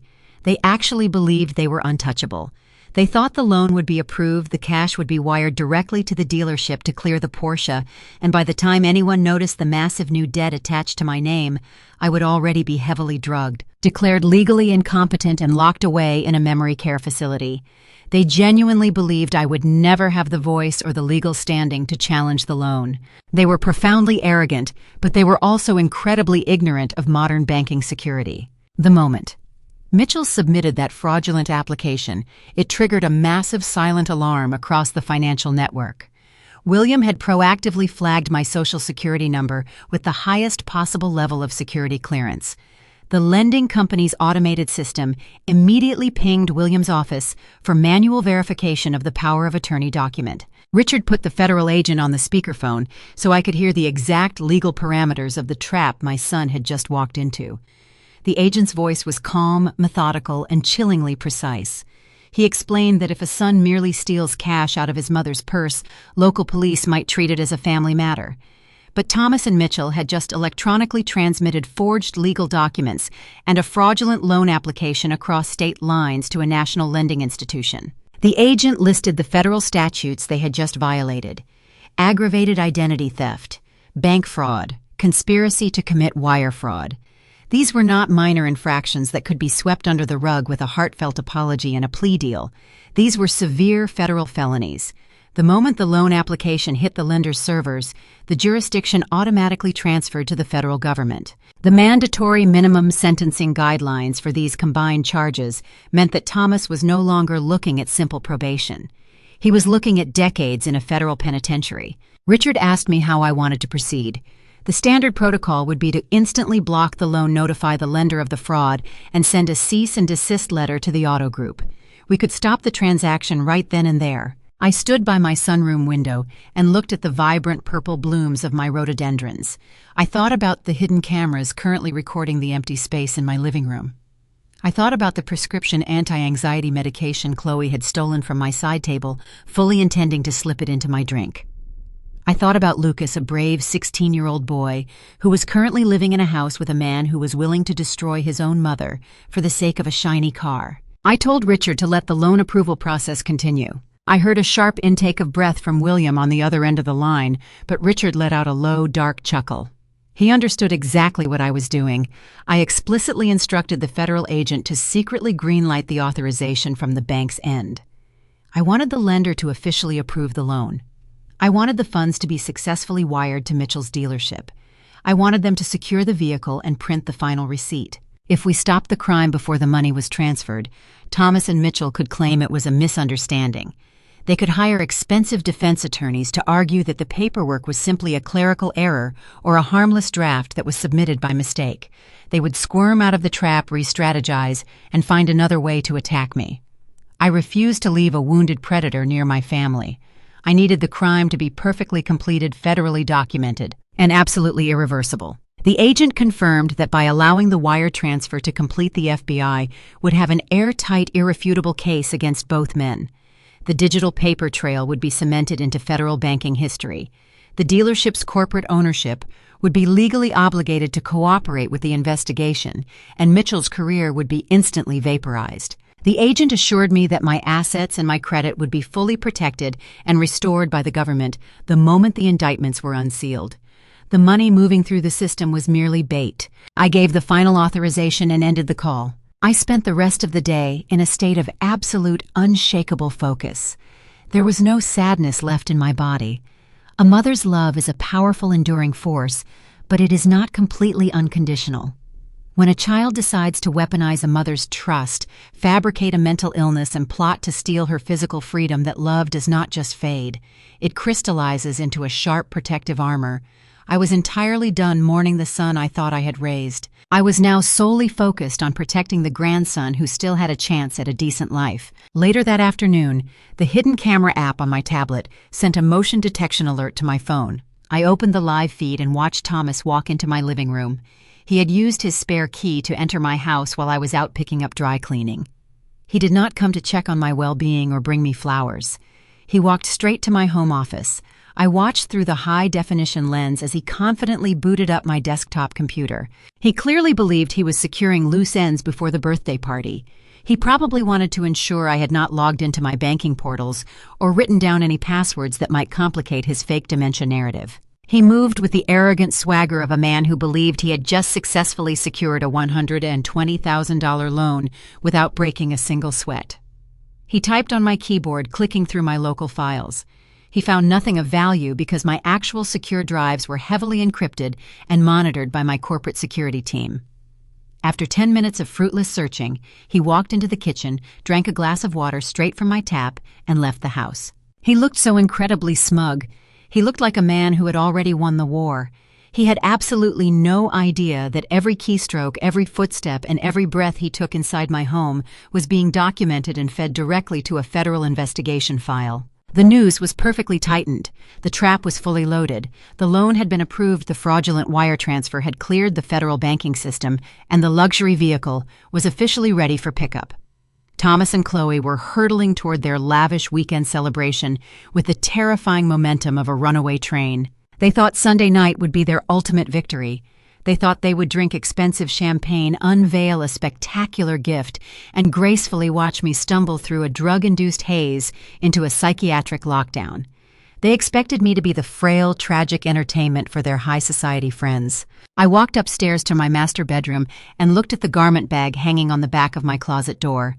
Inside was the tailored burgundy suit I had selected for the occasion. I traced the fine wool fabric with my fingertips. I was not going to be a victim at their party. I was going to be the absolute architect of their public destruction. The countdown had reached its final hours, and I was ready to burn their deceptive world straight to the ground.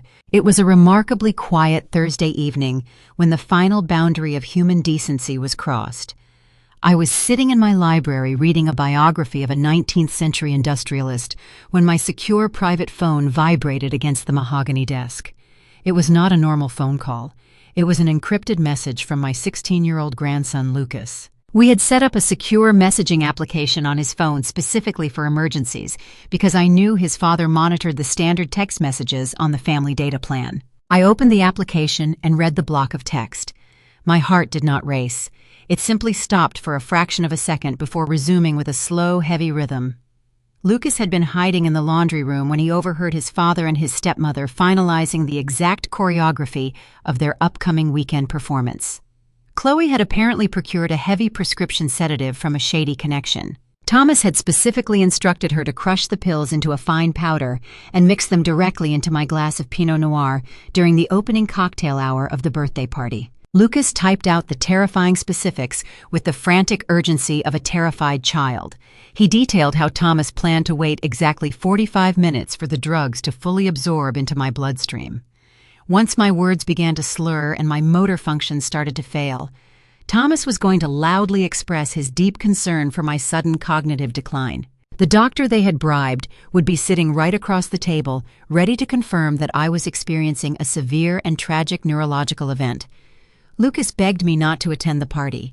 He pleaded with me to stay locked inside my house and call the police immediately. I read the message 3 times to ensure I fully comprehended the sheer depravity of my own flesh and blood. Financial theft was a crime of greed. Forging signatures was an act of desperate arrogance. But premeditated poisoning was an entirely different category of evil. My son was planning to chemically assault me in a crowded restaurant. He was willing to compromise my physical safety and intentionally induce a terrifying medical crisis just to steal my company fortune. I sent a brief calming reply to my grandson. I told him I was incredibly proud of his bravery and that I had the situation completely under control. I instructed him to delete the application, keep his head down and stay out of his father's way for the next 48 hours. I set the phone down and walked over to the large bay window, looking out over the dark expanse of my private garden. 30 years ago, when I was running Harding Logistics, I had faced down violent union busters and corrupt supply chain managers. I had received anonymous physical threats from men who thought a widowed mother had no business running a shipping empire. I had never backed down from a physical threat then, and I was certainly not going to cower in fear from a spoiled 42-year-old man who still relied on my money to pay his country club dues. If Thomas wanted to introduce chemical warfare into this family dispute, I was going to ensure his entire strategy blew up directly in his face. I did not need to hide from his pathetic trap. I needed to walk straight into it wrapped in impenetrable legal and physical armor. Early Friday morning, I drove my car to a highly respected private medical clinic in downtown Portland. I did not use my regular general practitioner because I needed absolute airtight discretion and immediate laboratory results. This facility catered to corporate executives and high-profile clients who required premium expedited healthcare services. I walked into the pristine, brightly lit lobby and requested a comprehensive toxicology screening and a full neurological baseline assessment. The attending physician was a sharp, observant woman in her 50s. She asked me if I was experiencing any specific symptoms, or if I had any immediate concerns about my cognitive health. I sat perfectly straight on the examination table. I looked the doctor directly in her eyes and spoke with absolute clarity. I told her I was currently involved in a highly contentious estate dispute with family members who might attempt to question my mental faculties. I explained that I needed a legally binding, medically certified document proving that my mind was exceptionally sharp, my memory was flawless, and my bloodstream was completely free of any unauthorized narcotics or sedatives. The doctor understood the assignment immediately. Wealthy families fighting over inheritances frequently result in ugly accusations, and she had seen this exact scenario play out before. She ran a rigorous battery of neurological exams. She asked me to solve complex mathematical sequences, recall obscure details from current events, and demonstrate fine motor control. I passed every single assessment with flying colors. Then a phlebotomist drew several vials of my blood to establish a clean toxicology baseline. Before I left the clinic, I paid an exorbitant expedited processing fee. By late Friday afternoon, I had a certified digital file and a sealed physical folder containing my immaculate medical records. I possessed absolute scientific proof that 48 hours before the birthday party, I was in perfect physical and mental health. If Thomas tried to present a video of me slurring my words on Sunday evening, my corporate litigator would produce this baseline medical report to prove I had been intentionally and maliciously drugged by a third party. With my medical defense securely established, I turned my attention to the physical logistics of Sunday night. I could not simply walk into the sovereign room alone. If Chloe managed to slip the sedative into my drink despite my vigilance, I needed a guaranteed extraction strategy. I needed someone in the room whose sole professional purpose was to monitor my safety and physically remove me from the premises if the situation became dangerous. I called Richard Montgomery, my brilliant and ruthless corporate litigator. I told him I required the services of a top-tier private security contractor. I did not want a massive bodyguard in a tactical uniform who would draw unnecessary attention. I needed a highly trained executive protection specialist who could seamlessly blend into a high society environment. Richard made a single phone call to a trusted network. 2 hours later, a man named David arrived at my estate. David was a former military intelligence officer who now ran a boutique private security firm for high-net-worth individuals.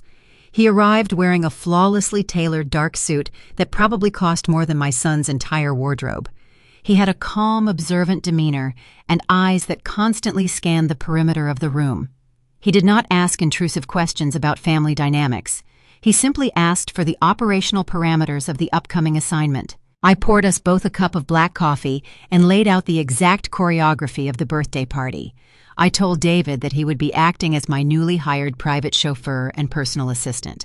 I explained the specific threat regarding the sedatives and the forged medical emergency my son was trying to orchestrate. I gave David 3 absolute directives.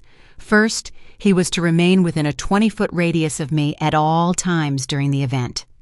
He was to position himself near the perimeter of the private dining room, acting as a quiet, attentive driver, waiting for his employer. Second, he was to carefully monitor the drink service. I told him I would not consume a single drop of liquid that did not come directly from a sealed bottle opened in my explicit presence. If anyone tried to hand me a pre-poured glass, he was to intercept it gracefully. The third directive was the most important. I told David that if Thomas or Mitchell attempted to physically restrict my movements, or if they tried to prevent me from leaving the restaurant under the guise of a medical emergency, he was to intervene immediately. I authorized him to use whatever level of physical force was legally permissible to ensure my safe exit from the building. David slowly nodded his head. He took a small notebook from his breast pocket and jotted down a few logistical notes. He asked for photos of Thomas Chloe Mitchell and the corrupt doctor they had invited. I provided the images from my tablet. David memorized their faces in a matter of seconds. He assured me that nobody would lay a single hand on me without his explicit permission. He promised that the evening would proceed exactly according to my terms. When David left my house, I felt a profound sense of tactical superiority wash over me. The board was perfectly set. Every single variable had been accounted for. Thomas believed he was setting a clever trap for a helpless old widow. He thought he was going to drug his mother and steal $15 million while his friends drank champagne and applauded his fake concern. I was profoundly mistaken. I had an airtight medical baseline proving my complete cognitive competence. I had federal agents actively monitoring the fraudulent auto loan he had submitted across state lines. I had a former military intelligence officer ready to stand guard at the restaurant doors. And I had a meticulously prepared legal strike package sitting on my desk, waiting to be delivered in front of his entire social circle. The rain began to fall heavily against the large windows of my living room. I stood in the quiet warmth of my home and looked at the ticking grandfather clock in the hallway. Time was running out for my greedy, arrogant son. The grand birthday celebration was less than 48 hours away. I was going to walk into that opulent ballroom wearing my finest tailored suit, and I was going to watch his carefully constructed universe burn to ashes. Sunday morning broke over the Pacific Northwest with a deceptive brilliance. The heavy storm clouds that had battered the city all week completely vanished, leaving behind a crisp, crystalline blue sky. It was a beautiful day for a birthday celebration. It was a perfect day for an execution. I woke up at 5 o'clock without the aid of an alarm. I did not feel the heavy, suffocating dread that usually accompanies deep family conflict. Instead, my mind was running with the cold, frictionless efficiency of a finely tuned engine. I walked into my expansive kitchen, brewed a pot of strong black tea, and watched the morning light slowly illuminate my manicured gardens. Today was the day my son believed he would finally claim his stolen inheritance. Today was the day Chloe expected to receive a luxury vehicle purchased with forged documents. They thought the stage was set for their ultimate triumph. They had absolutely no idea that the theater was completely rigged with explosives. At 9 o'clock, my secure phone vibrated against the granite counter.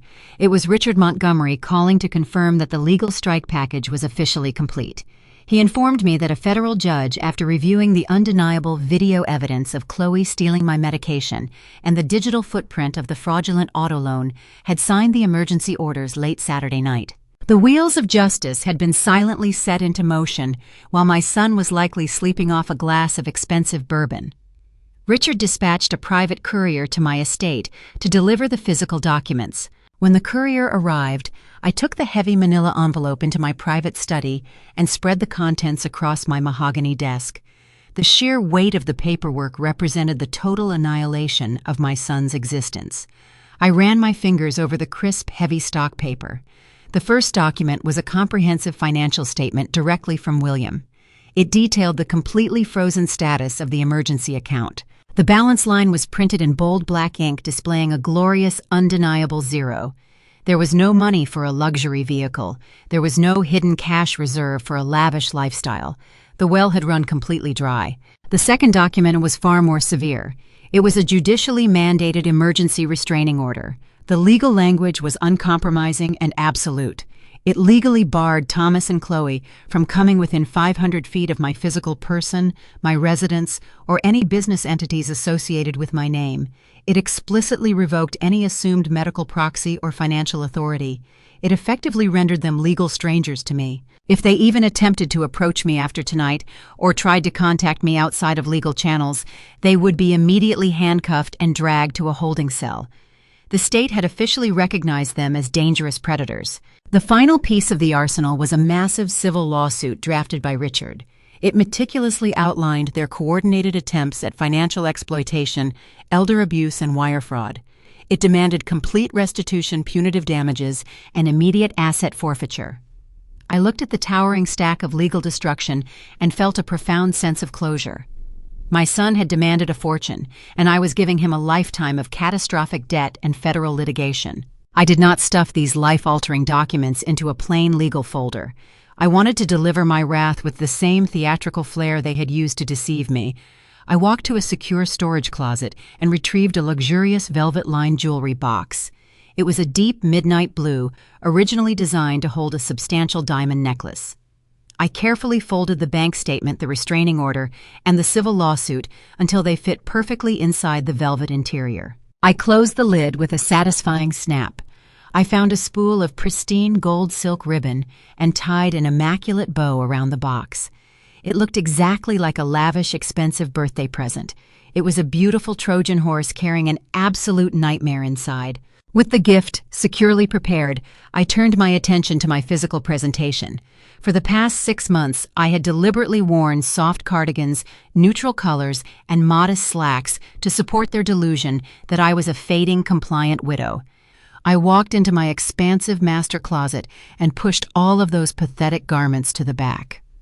I reached for a garment bag I had not opened in 5 years. Inside was a custom-tailored deep ruby red suit constructed from the finest Italian wool. I had worn this exact suit on the day I aggressively finalized the multi-million-dollar buyout of Harding Logistics. It was not the clothing of a victim, it was the armor of a conqueror. I dressed slowly and deliberately.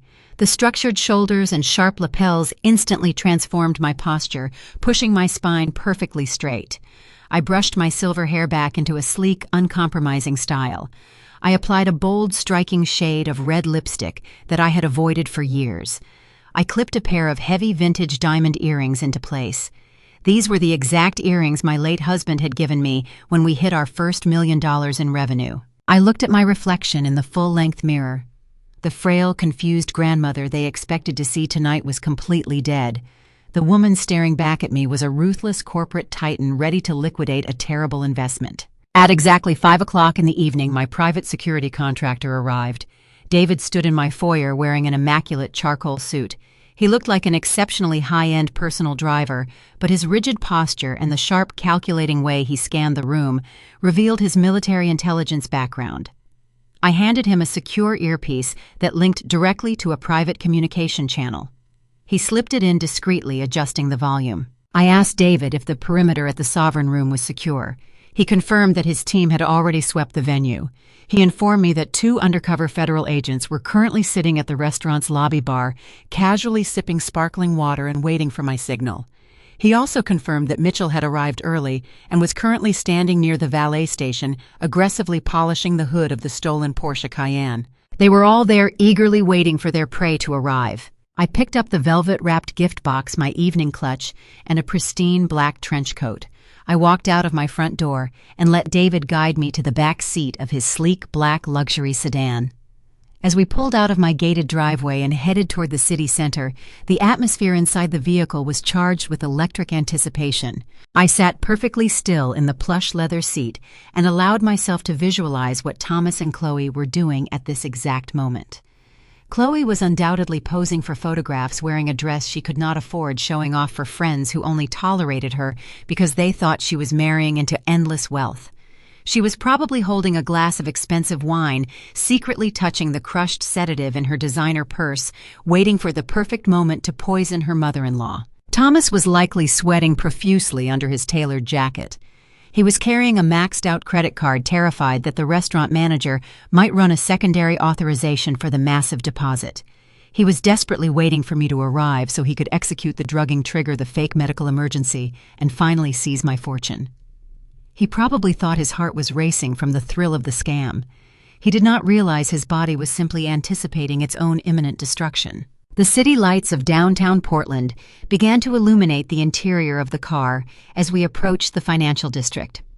The Sovereign Room was located in the penthouse level of a towering glass skyscraper known for hosting the absolute elite of the West Coast.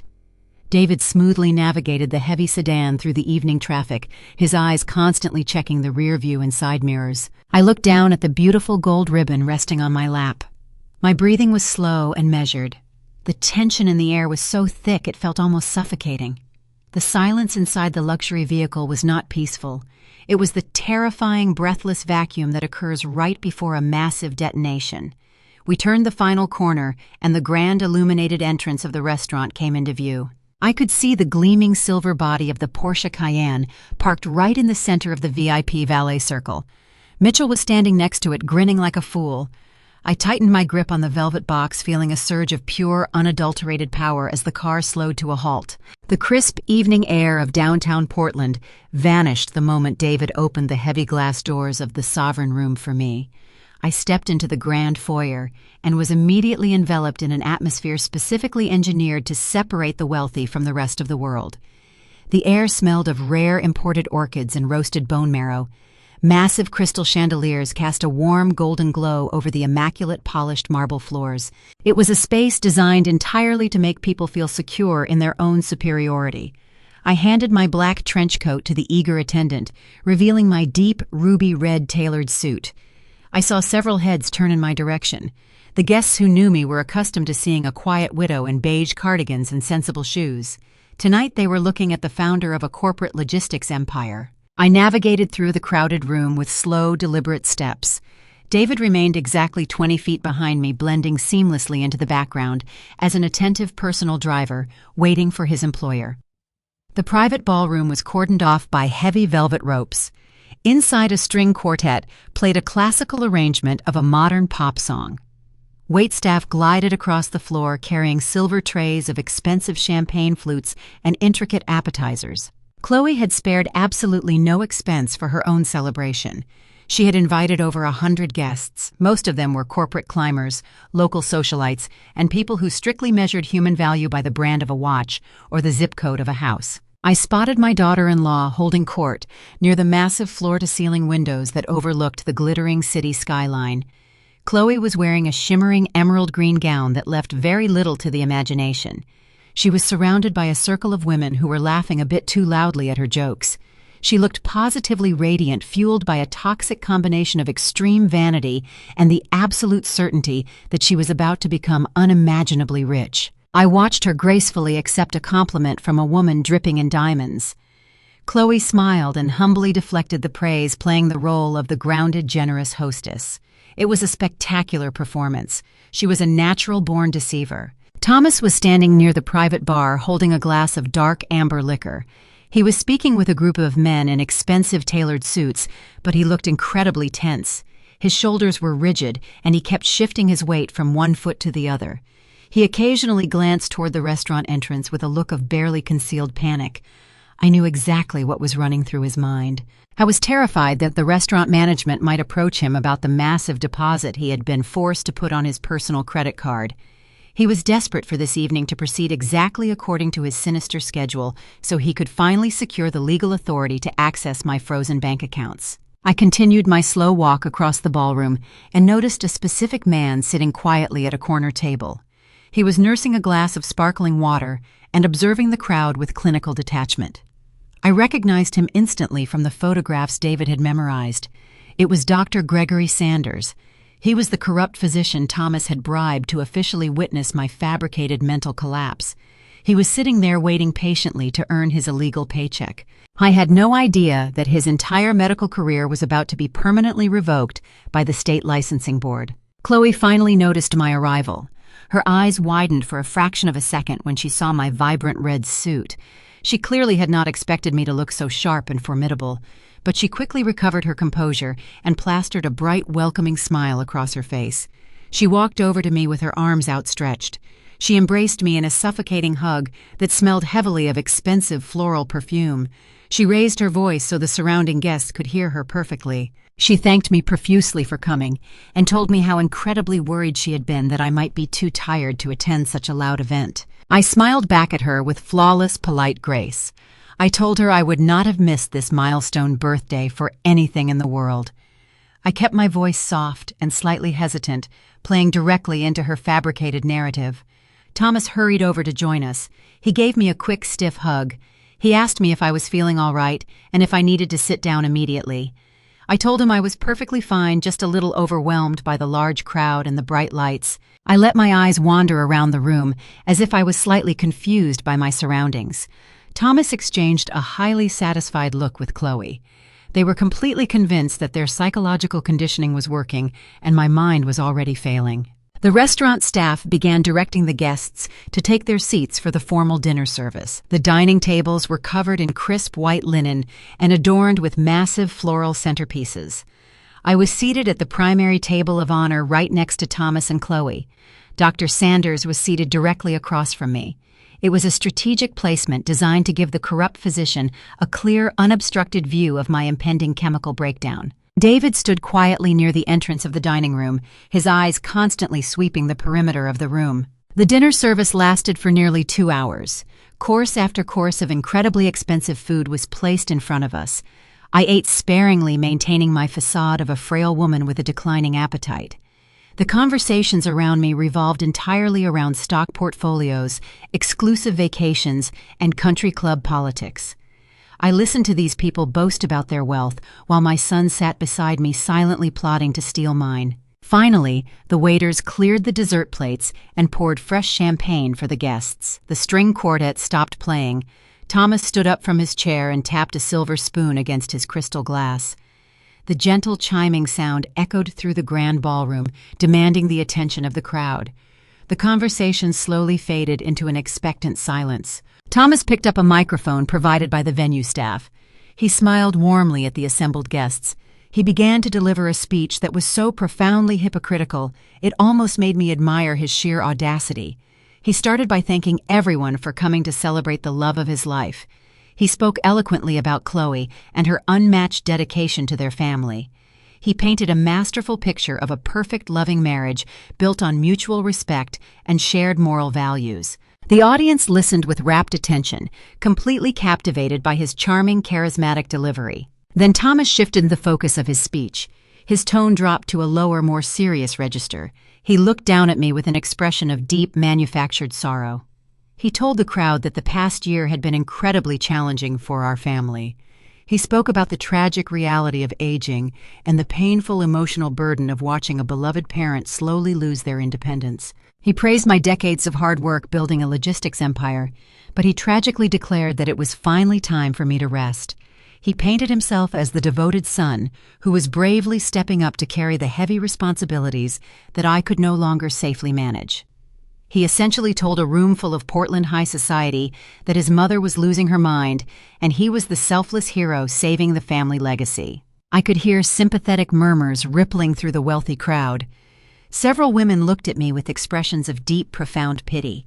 Dr. Sanders nodded sagely from across the table, playing his part as the concerned medical professional. Thomas was setting the stage brilliantly. He was publicly establishing the narrative of my cognitive decline right before he planned to poison me. I was building the exact social consensus he needed to justify the emergency conservatorship order he intended to file in front of a judge on Monday morning. Just as Thomas was wrapping up his sickening monologue, a loud, sharp sound cut through the elegant atmosphere of the ballroom. It was the distinct, aggressive honking of a car horn coming from the street far below. A few guests glanced toward the massive floor-to-ceiling windows in confusion. Thomas smiled a wide, genuinely thrilled smile. He pointed toward the glass and told the crowd that he had one final, very special surprise for his beautiful wife. He instructed everyone to look out at the valet circle. The guests murmured excitedly and shifted in their seats to get a better view.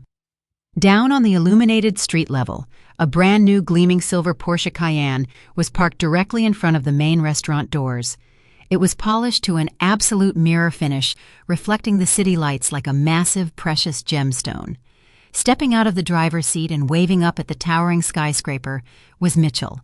Chloe let out a piercing theatrical scream of pure, unadulterated joy. She covered her mouth with both hands and bounced on her expensive heels. She threw her arms around Thomas and kissed him passionately in front of the cheering crowd. Thomas grabbed the microphone again, soaking in the applause and the envious stares of his peers. He had secured his image as a wildly successful, wealthy provider. He had purchased a six-figure luxury vehicle and cemented his status in the social hierarchy. He was riding an intense wave of absolute arrogance. He turned back to me, holding his hand out in a welcoming gesture. He told the crowd that none of this beautiful life would be possible without the incredible foundation built by his wonderful mother. He invited me to come up and join them. He asked me to say a few words to celebrate this beautiful family moment. I stood up slowly, leaning slightly on the edge of the table for support. I walked over to where Thomas and Chloe were standing. The crowd applauded politely, offering their respectful sympathy to the fading matriarch. Thomas reached onto a nearby serving tray. He picked up a crystal wine glass filled with deep red Pinot Noir. I noticed the liquid looked very slightly cloudy near the bottom. Chloe watched the glass with wide, eager eyes. Thomas turned to me with a smile that did not reach his cold, calculating eyes. He handed me the glass of wine. He told me to take a sip to calm my nerves before I spoke to the crowd. He told me it was time to celebrate. Thomas handed me the crystal glass of Pinot Noir. The entire ballroom held its collective breath, waiting for the elderly matriarch to offer her tearful gratitude. I looked down at the dark red liquid. I could see the faintest trace of a cloudy suspension near the bottom of the bowl. It was the crushed sedative Chloe had procured to chemically guarantee my mental collapse. Thomas smiled at me with an expression of pure toxic encouragement. He urged me to take a sip and wet my throat before speaking. Chloe was practically vibrating with anticipation in her emerald green gown. I held the crystal stem firmly in my right hand. I did not raise it to my lips. Instead, I maintained unbroken eye contact with my son. I slowly extended my arm to the side where a massive decorative potted ficus tree stood next to the stage. I tilted my wrist and poured the entire contents of the glass directly into the soil. The sound of the expensive wine splashing against the dirt echoed loudly through the silent room. Thomas dropped his outstretched hand. His charming smile instantly vanished, replaced by a look of sheer, unadulterated confusion. Chloe let out a sharp gasp, stepping back as if I had just thrown a physical punch. I did not give them a single second to recover their balance. I reached out and pulled the microphone from the stand. I did not lean on the table for support. I stood at my full height, squaring my tailored burgundy shoulders. When I spoke, my voice did not waver or tremble. It resonated across the grand ballroom with the precise, booming authority of a chief executive officer calling a hostile board meeting to order. I thanked Thomas for his incredibly moving introduction. I told the crowd that his performance was truly spectacular. I let the word performance hang in the air like a sharpened blade. I addressed the wealthy guests staring up at me. I informed them that my son had just spent the last 10 minutes painting a tragic portrait of a mother losing her grip on reality. I told them he had masterfully set the stage to justify locking me in a psychiatric facility by Monday morning. A wave of uncomfortable murmurs rippled through the audience. I pointed directly at Dr. Gregory Sanders, who was sitting frozen at the table of honor. I announced to the room that the good doctor had been paid a handsome bribe to sit at this very dinner and sign a fabricated capacity declaration verifying my chemically induced dementia. The doctor turned absolutely pale, matching the white linen tablecloth. Before the crowd could even process the medical conspiracy, I gestured toward the massive floor-to-ceiling windows. I told Chloe that I hoped she had taken plenty of photographs with that gleaming silver Porsche Cayenne parked in the valet circle. I informed her that the vehicle was not a birthday present. It was currently the primary piece of physical evidence in a massive, active federal bank fraud investigation. I watched the color rapidly drain from Chloe's perfectly contoured face. I explained to the captivated audience that Thomas and her brother Mitchell had brazenly forged my signature on a purchase agreement earlier this week. I announced that they had attempted to launder $120,000 through the auto dealership to pay off their own crippling credit card debts. I made sure to emphasize the word debts. The socialites surrounding Chloe began to physically step away from her, treating her like a contagious disease. Chloe began to shake her head in denial, tears of panic welling in her eyes. I walked down the 2 small steps from the podium and approached her directly. I held out the beautiful velvet jewelry box wrapped in pristine gold silk ribbon. I told her I did not want to show up to her milestone birthday empty-handed. I insisted she open it in front of her friends. Her hands were trembling so violently she could barely pull the ribbon. When she finally snapped the lid open, she did not find a diamond necklace. She found the certified financial statement displaying a 0 balance on the emergency account. She found the civil lawsuit drafted by my corporate litigator. And she found the emergency restraining order signed by a federal judge, legally barring her and her husband from ever coming near me or my estate again. I turned my attention back to Thomas, who was standing paralyzed in front of his wealthy peers. I delivered the final crushing blow to his financial ego. I told him that I had spent Monday morning moving every single asset, property, and investment portfolio into an impenetrable, irrevocable trust. I declared that he had been entirely written out of my financial legacy. I told him he would not inherit a single solitary dime of the logistics empire I had built from the ground up. I was officially and permanently cut off. The realization that he had lost absolutely everything finally snapped the fragile tether holding his sanity together. Thomas let out a guttural sound of pure rage. He lunged across the dining area, throwing his chair to the ground, aiming directly for the microphone in my hand. He never made it within 5 feet of me. David moved with terrifying military precision. My private security contractor stepped out of the shadows, intercepted my son's aggressive charge, and slammed him face first onto the polished wooden floor. David twisted Thomas's arm behind his back, applying just enough pressure to keep him completely immobilized. He knelt over my son and calmly advised him to stop resisting before he broke his shoulder. At that exact moment, the heavy glass doors of the Sovereign Room were thrown open with explosive force. The two undercover federal agents who had been waiting at the lobby bar entered the ballroom flashing their gold badges. They were immediately followed by half a dozen uniformed local police officers. The pristine high society atmosphere shattered into absolute chaos. Guests scrambled out of the way, pulling their expensive gowns and tailored suits away from the incoming authorities. Through the massive glass windows, the guests had a front-row seat to the action outside. Several federal agents had already swarmed the valet circle. We all watched as Mitchell was aggressively pushed against the hood of the stolen Porsche Cayenne and placed in heavy steel handcuffs. Inside the ballroom, the officers marched straight toward the table of honor. They pulled Thomas up from the floor, wrenching his arms behind his back. The lead agent read him his Miranda rights in a loud, clear voice that echoed off the crystal chandeliers. He stated the charges explicitly: conspiracy to commit wire fraud, aggravated identity theft, and elder abuse. Chloe collapsed onto the floor, weeping hysterically and clutching the velvet box of legal documents. She begged the officers to listen to her, claiming she had no idea what her husband was doing. Her desperate pleas fell on deaf ears as an officer instructed her to stand up and prepare for questioning. Across the room, Dr. Sanders attempted to quietly slip out through the kitchen service doors.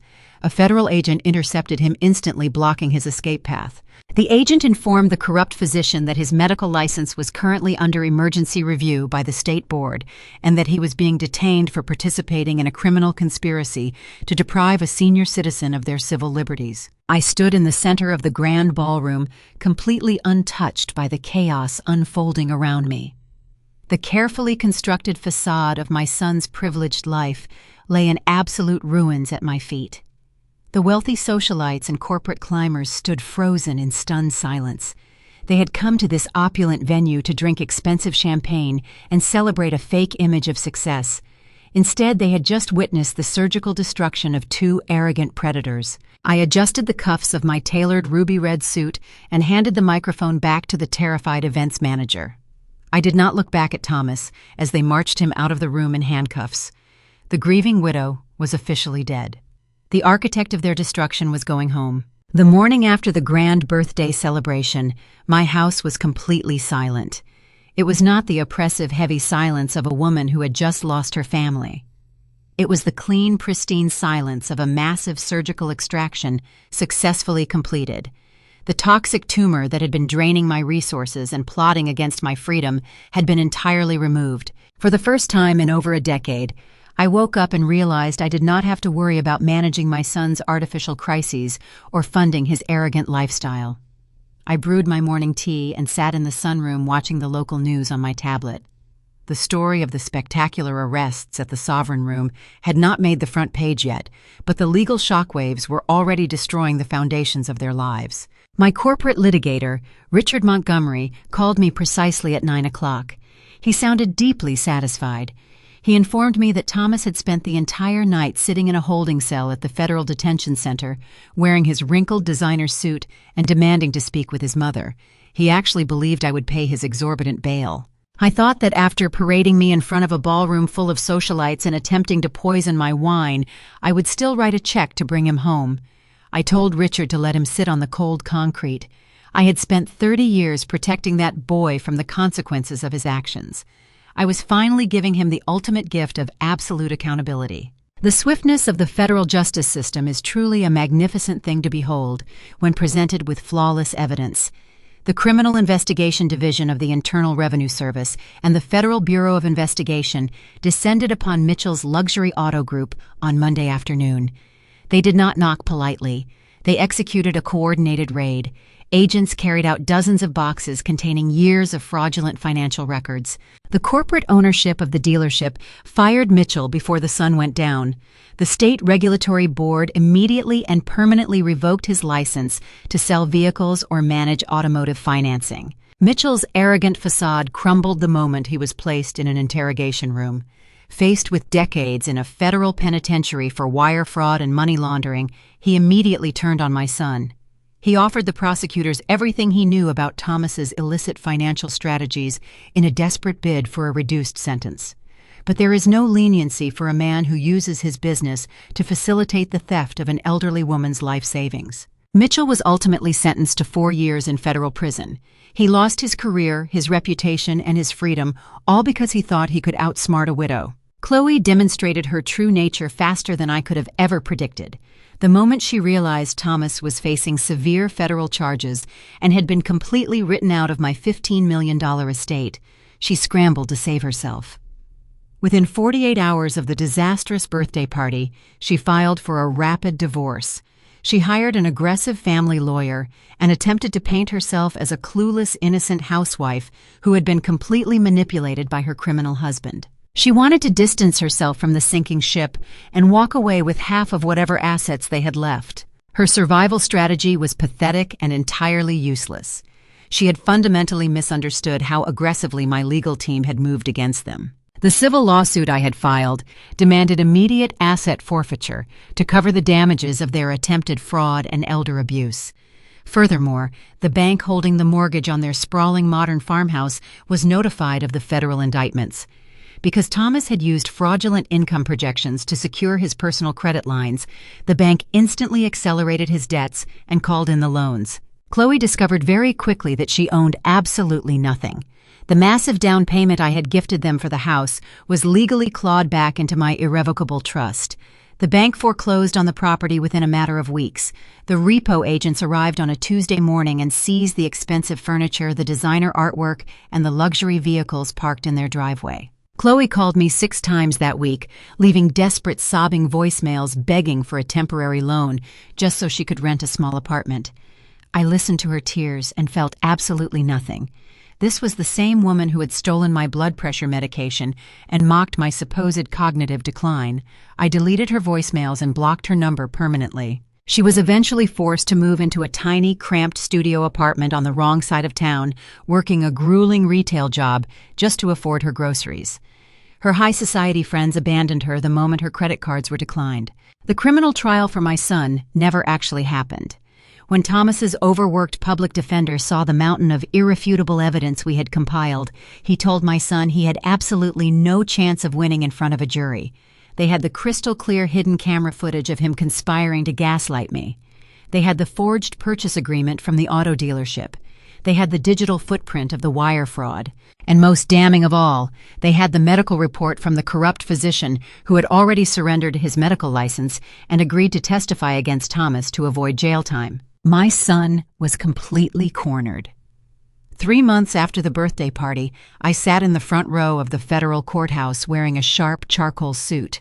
I watched Thomas shuffle into the courtroom wearing a drab, oversized prison jumpsuit. His hair was thinning, and the arrogant swagger he once carried was completely gone. He looked like a hollow, defeated shell of a man. He stood before the federal judge and quietly accepted a comprehensive plea deal. He pleaded guilty to conspiracy to commit wire fraud, aggravated identity theft, and felony elder abuse. The judge looked down from the bench with an expression of profound disgust. He told Thomas that attempting to chemically assault his own mother and lock her in a psychiatric ward for financial gain was one of the most morally bankrupt crimes he had ever presided over. The judge handed down a sentence of 5 years in a federal penitentiary without the possibility of early release. As the bailiff stepped forward to escort him away, Thomas finally turned around and looked at me. His eyes were wide and filled with a desperate, silent plea for forgiveness. He wanted the mother who had always saved him to offer one last look of unconditional love. I maintained a perfectly steady, unblinking gaze. I did not smile, but I certainly did not cry. I looked right through him as if he were a complete stranger. The bailiff placed a hand on his shoulder and led him through the heavy wooden doors. That was the last time I ever saw my son. The most important victory of the entire ordeal did not happen in a courtroom. It happened in the quiet safety of family court.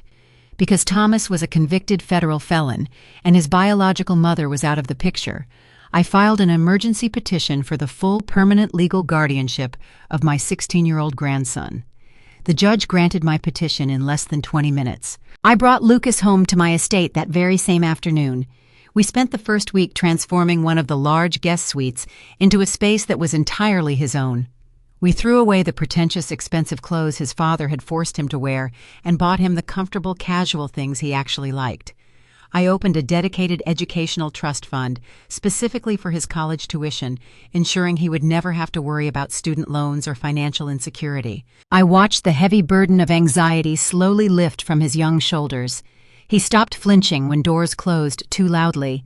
He started laughing again, a genuine bright sound that brought real warmth back into my home. 6 months have passed since the night I dismantled their lives at the Sovereign Room. The bitter Oregon winter has given way to a bright, beautiful spring. It is late Tuesday afternoon, and the golden sunlight is streaming through the large bay windows of my kitchen.